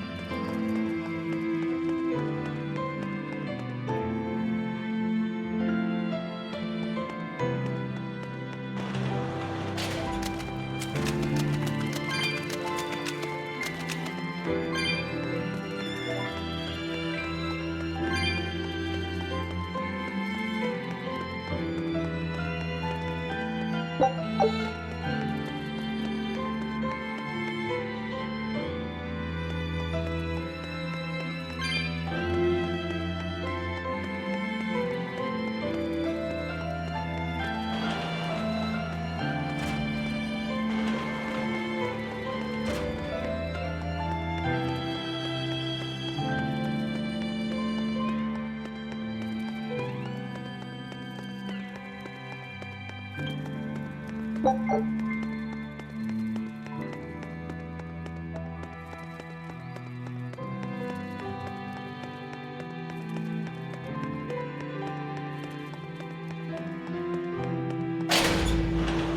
push yourself too hard now, Laphicet.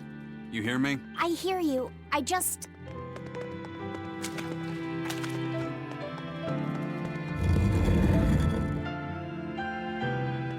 I told everyone I could find the Therians, but I've only sent us to the wrong places. Aizen, is there any way to boost Amalok's powers? I guess it's okay for me to tell you this. The majority of Malakim today have their consciousnesses sealed away to be used as mere tools for the exorcists. But originally, Malakim were beings who received prayers from people, and in return bestowed their blessings upon nature and mankind. So you're saying that when humans pray to a Malak, the Malak receives great strength? Yes, in general at least.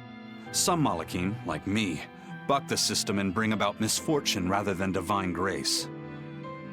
Oh, that's unfortunate. But who would ever pray to me? Maybe you didn't lead us to any Therians, Fee, but it's not like we came back empty-handed. We found Orichalcum to use against Shigure, and we also learned we can hold our own against a dragon. Velvet. So where should we go next, Fee? Northgand!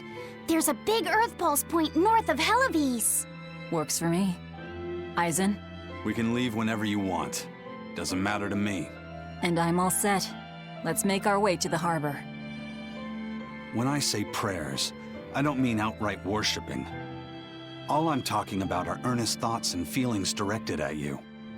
I see. So I'm already receiving prayers then.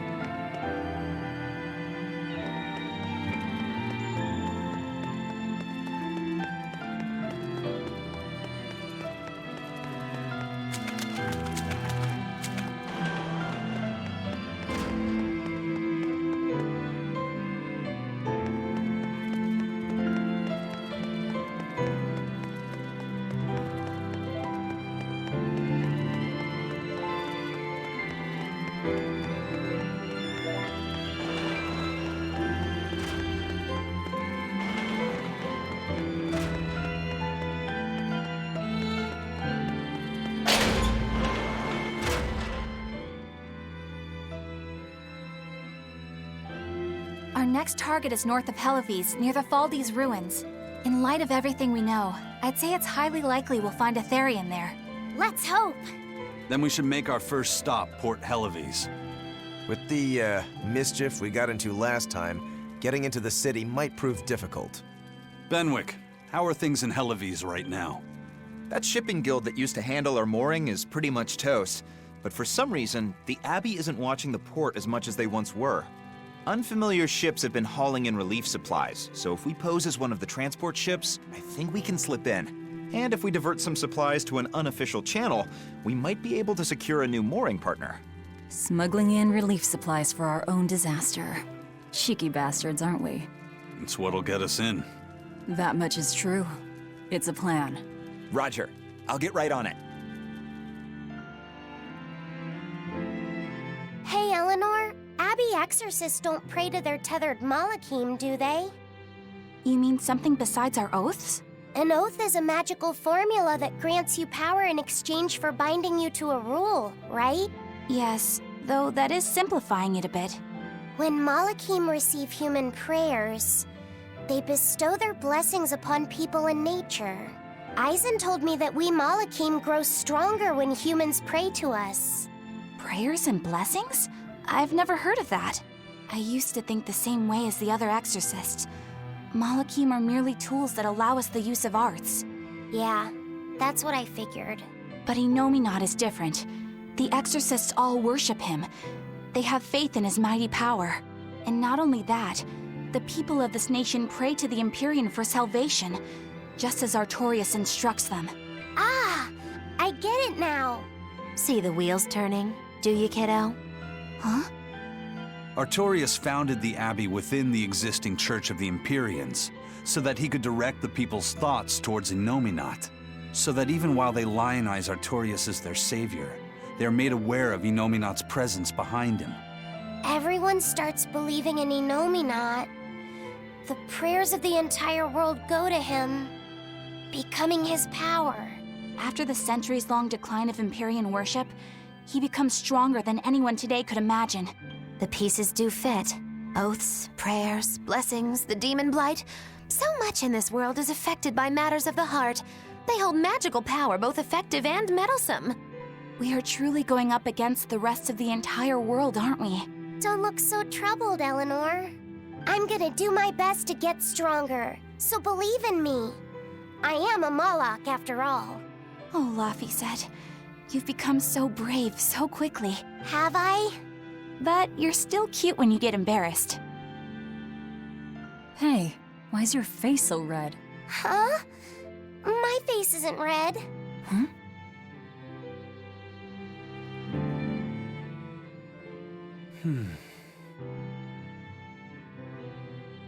Hey, Eisen. What's it feel like to get a letter? I don't feel anything, nor do I want or need to. There's no joy in receiving these things. Huh? Why not? Don't be so shocked. Look, it's just an invoice from the turtles. What's the big deal anyway? Do you wish you get letters too? Yeah. But I don't have anyone to send letters to. Let alone anyone who would send me any. Laphicet, I've got a letter for you. What? Really? Who could it be from? The sender is... Bienfu? Yup. You got a letter from yours truly. I figured you'd be wanting someone to send you a letter right about now, so I wrote one up for you. What do you think? You're happy, right? Oh, yeah. Thanks, Bienfu. I'll even read it for you. Dear Malak Laphicet, I hope that this letter finds you in good health and high spirits. Thankfully, I'm doing well myself, with no major changes to report. Bienfu's taking all this so seriously. It's so rare to actually see him like this. As you're aware, I've been spending my days ironing Magilu's outfits, sewing her buttons, and washing her hat and tremendously long socks. Recently, however, I made the mistake of remarking to her that she might not have been quite as slender as she once was in her younger years. She hung me upside down from the roof in the middle of the cold. I nearly became a frozen Normansicle.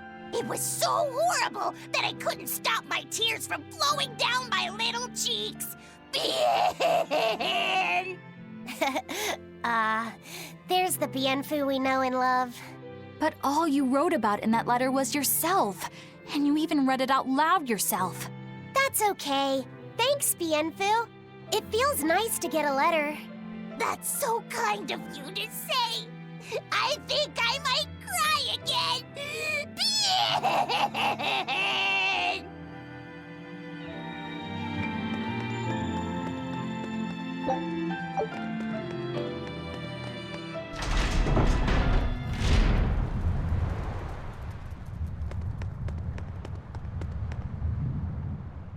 We've loaded everything bound for Helaviz. With that much trade, I doubt anyone will suspect us. Any idea who can give us cover for docking? Not anyone in particular, but recently the power and influence of the Hellevies Fishermen's Guild has caught my eye. The Fishermen's Guild, huh? Let's bring them some extra relief supplies. Fuel, drink. And as for the drink... 12-year-old amber draft. The sailors of Hellevies have an eye for the stuff. You heard that from Dial, I take it. He's got a sharp eye. He took a bottle in payments, but I say we turn a blind eye to it. We thought we were the best at this kind of thing, but having him around has been a real eye-opener. Okay, but tell him if he takes a second, he'll pay for it. Eye for an eye. Aye, aye. I'll keep an eye on him so that he doesn't sneak off with another bottle.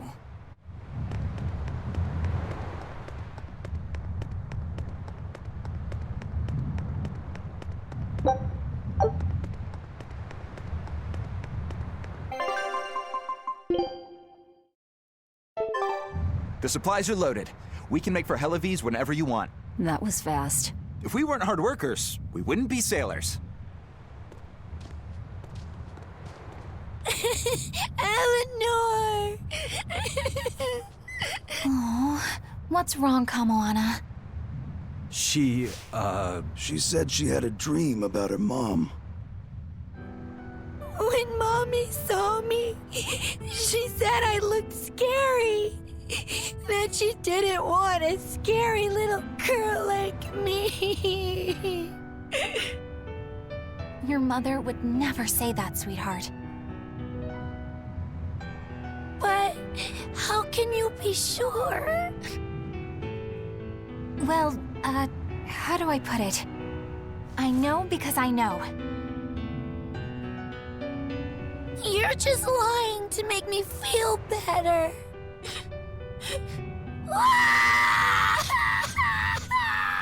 Aw, Kamoana, don't cry.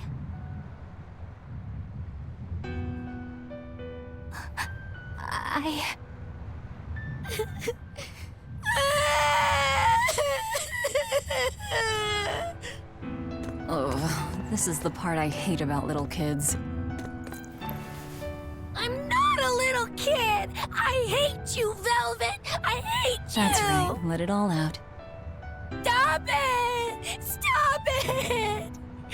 Mommy! I saw my mommy! She didn't want me.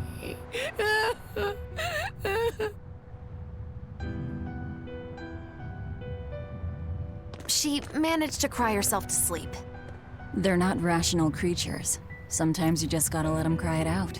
You seem used to it. I guess you could say that. Laffy usually kept himself together when he was younger.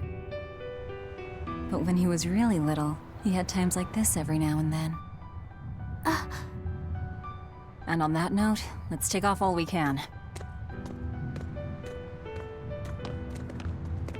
My liege, Dial, I leave Kamoana in your care. I'll do what I can, but kids as sweet and honest as her are harder to deal with than corrupt bureaucrats.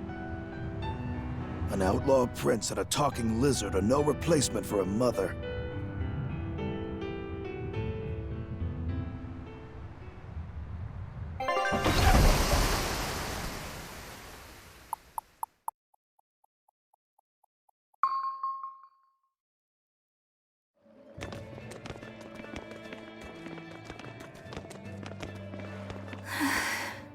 I do hope Kamoana isn't crying anymore. Yeah. Shush. How long is it going to be before you send in another exorcist to replace Lady Teresa? With these demons clamoring at our gates, none of us feel safe anymore. You have our deepest sympathies, but we were sent here on a different mission. That's what the last exorcist who came here said before leaving for the north. What could be up there that's worth all that attention? Surely we're not all being punished by the Abbey for what happened with Medusa, are we? That is not the case. Now, if you'll excuse us, we have business to attend to.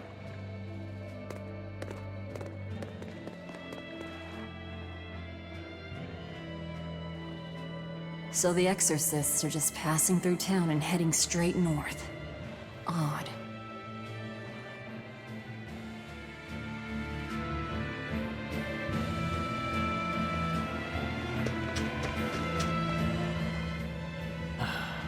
Ever since the Calamity showed up, everything's just gone to pot, I say. Calamity? What do you mean? I mean the demon who barged in and made a mess of our fair city. She's a nasty creature of pure evil, with an arm that eats anything that gets in her way. Haven't you heard of her? The Calamity's been rampaging across the whole kingdom, not just here. Scant few have seen her and survived. Huh. You don't say. After the Calamity raised our ships and our port, the shipping guild fell apart, and our trade routes got poached by other ports. It's bad. The town relies on trade to make ends meet. People are abandoning the city, and our streets are no longer safe.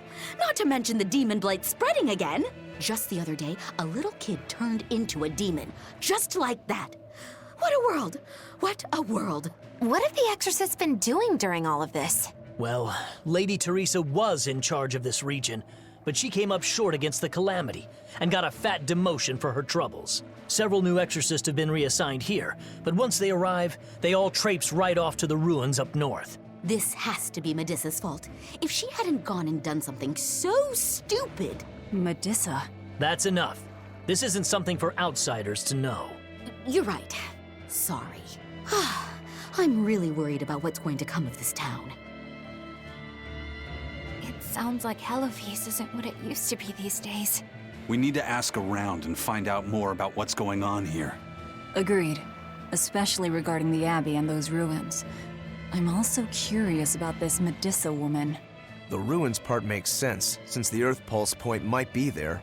But why do you care who Medissa is? Just a hunch. Something tells me she's worth looking into. You're not gonna look into this Calamity chick? She sounds like a real terror. Yeah, I think I'll pass. I already know plenty about what makes her tick.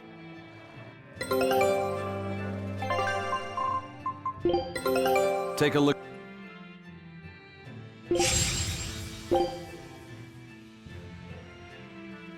Scout ship depart.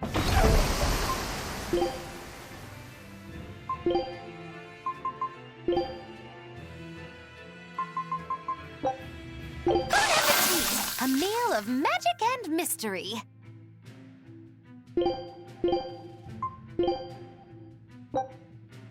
Oh, what should I brew up next time?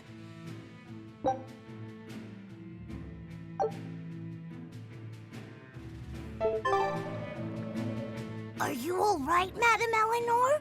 Don't let those people get you down. I'm fine. Thank you for your concern.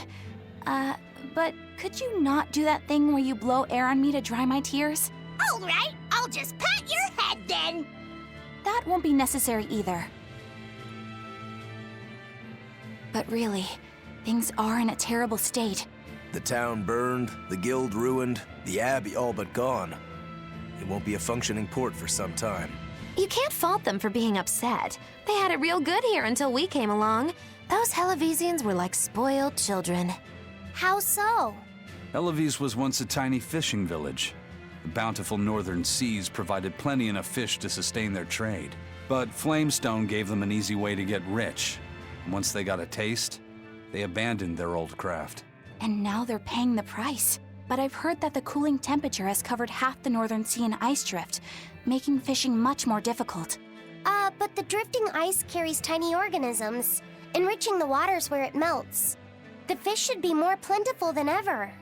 I suppose you may have a point. We're ones to talk after what we did, but taking the easy path, then complaining as soon as it gets hard, that seems... Spoiled, yes. You said it, Laphicet. I think my appetite's getting a little overindulgent, too. That's not a bad thing. Just means you're healthy. Giant squid come to these waters in this season. Should I ask Benwick to fish some up? Yeah, and some normal octopuses, too.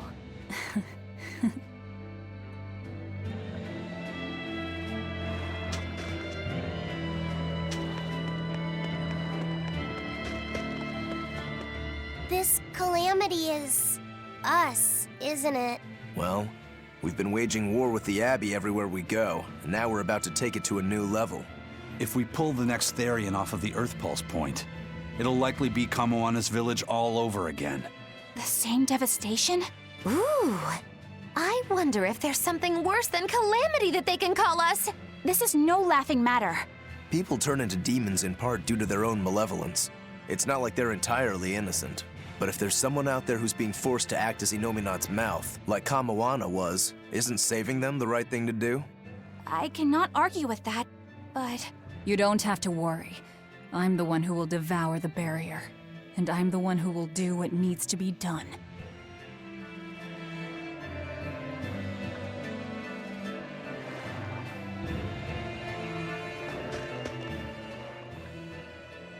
The demon attacks have ground trade to a halt. But people are slowly starting to fish again. Are you a fisherman too? Aye. This town got swept up in the recent trade boom. But back when I was a young lad, this was a fishing port through and through. Ever since the shipping guild took over the docks, all of us fishermen got muscled out. Making this a commercial port has helped the town grow. But a lot of people weren't so happy with the guild. It's too bad everyone couldn't just work together. Once money gets involved, people change. That's true no matter what age you live in. The people know it's the ones making the money who lead the charge. But we follow anyway. It's human nature. I hope everyone changes their minds once we start rebuilding. But who knows what will happen.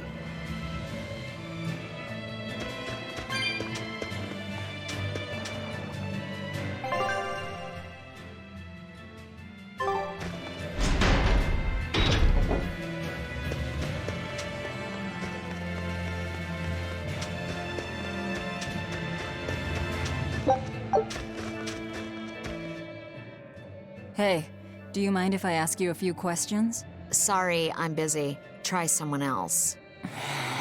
Excuse me. My name is Eleanor, and I'm an exorcist on patrol with the Abbey.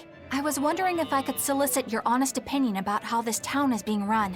Oh, I didn't realize there was an exorcist with you. Yes, please tell the Abbey we want Lady Teresa back. Her governance was strict, it's true, but at least we could live in safety. Now, all the exorcists run off to the Faldi's ruins and leave us here in the lurch. They value some dusty, faraway ruins over the lives of the good, hardworking citizens here. It's just wrong. We've always been cooperative with the Abbey's demands, and now this is what we get in return. I see. The Abbey appreciates your, candor. I'll pass your comments on to my superiors.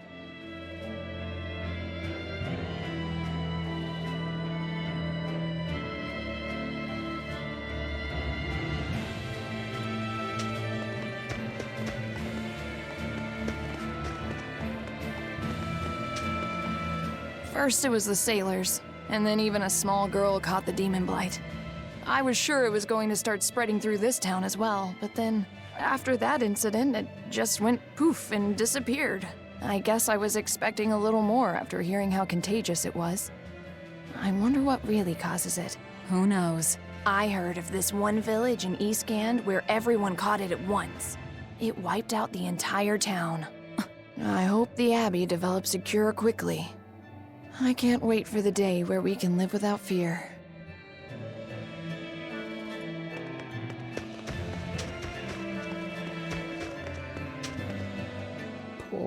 Poor Medissa. Are you a friend of hers? Yeah, she used to live just down the road from me. Medissa raised her daughter Diana all on her own. And then they up and murdered the girl. Murdered? By whom? The exorcists. Once Diana caught the demon blight, the damned Abbey exterminated her like a rat. How cruel. I felt just terrible, but I suppose there wasn't much else to be done with her. But Medissa, she hated the Abbey for what they'd done, so she barricaded herself inside the sanctuary. She just kept on screaming, all like, demons have feelings too. What happened after that? I wouldn't have been surprised to see her executed, but luckily, she was spared that much. An exorcist stopped the guard who was about to cut her down, said, "Don't kill her, she's receptive." Receptive, huh? I think that's their way of referring to her deep faith. Before all this, she was a real devout lady. That was certainly kind of them. Medissa really cherished her daughter. Can't much blame her for blowing up like that. But the Abbey, they don't care so much about feelings. Reason is all that matters to them. They don't take kindly to people disrupting their order.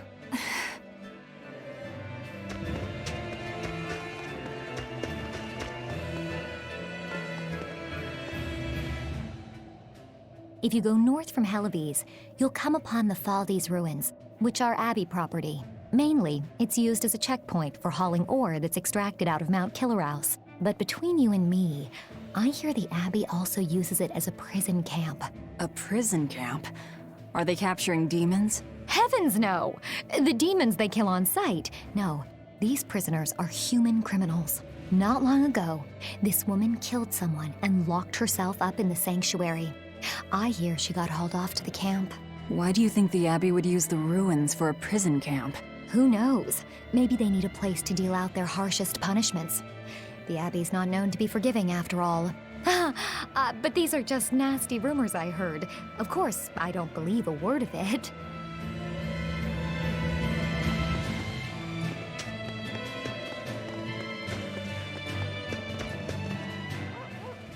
I can't believe the demon blight has spread it to the city now. Scary times. Well, the one who caught it was a little girl, so they were able to deal with her before anything bad happened. But the problem was that the demon girl's mother tried to hide her. That's only human nature. These are dangerous times. We dare not let our emotions control us. One person's selfishness could endanger the entire community. Oh, right. Thankfully, an upstanding citizen noticed something suspicious and reported the child to the Abbey. But the mother went mad and killed him in retribution. And what makes it all the more lurid is, I heard the man she killed was a fellow she was actually thinking about marrying. The daughter had been dead set against her mother remarrying. You can taste the irony. That's horrible.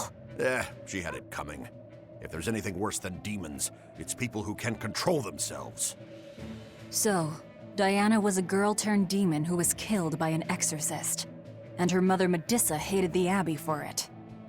And the Abbey is using the Faldes ruins up north as a prison camp. It's a lot like what happened to Kamawana, isn't it? It's natural for a mother to love her own child. To make that a crime.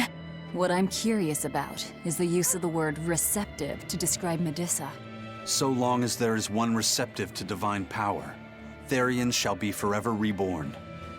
If our interpretation of that ancient book is right, it likely means she's receptive to Inominat's power. Meaning they brought Medissa to those ruins where there's an Earth Pulse point, and then they made her into a Therian. That would certainly put all the pieces together, yep. Plus, if this Therian the Abbey created already hates them, that's all the better for us. Yeah, I imagine she'd be willing to work with us. Although, it sounds almost too easy. Did I jinx it? I just jinxed it, didn't I? Probably, but we won't find out until we try. True. Let's head for the ruins. And don't worry, you totally jinxed it.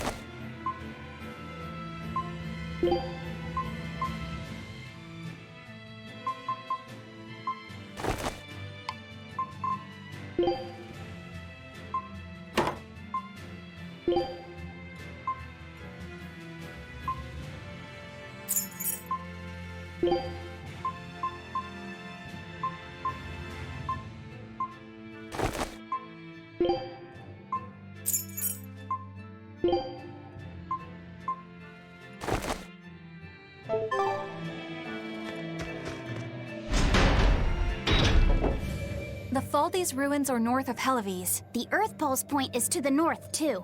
Probably in the very same place.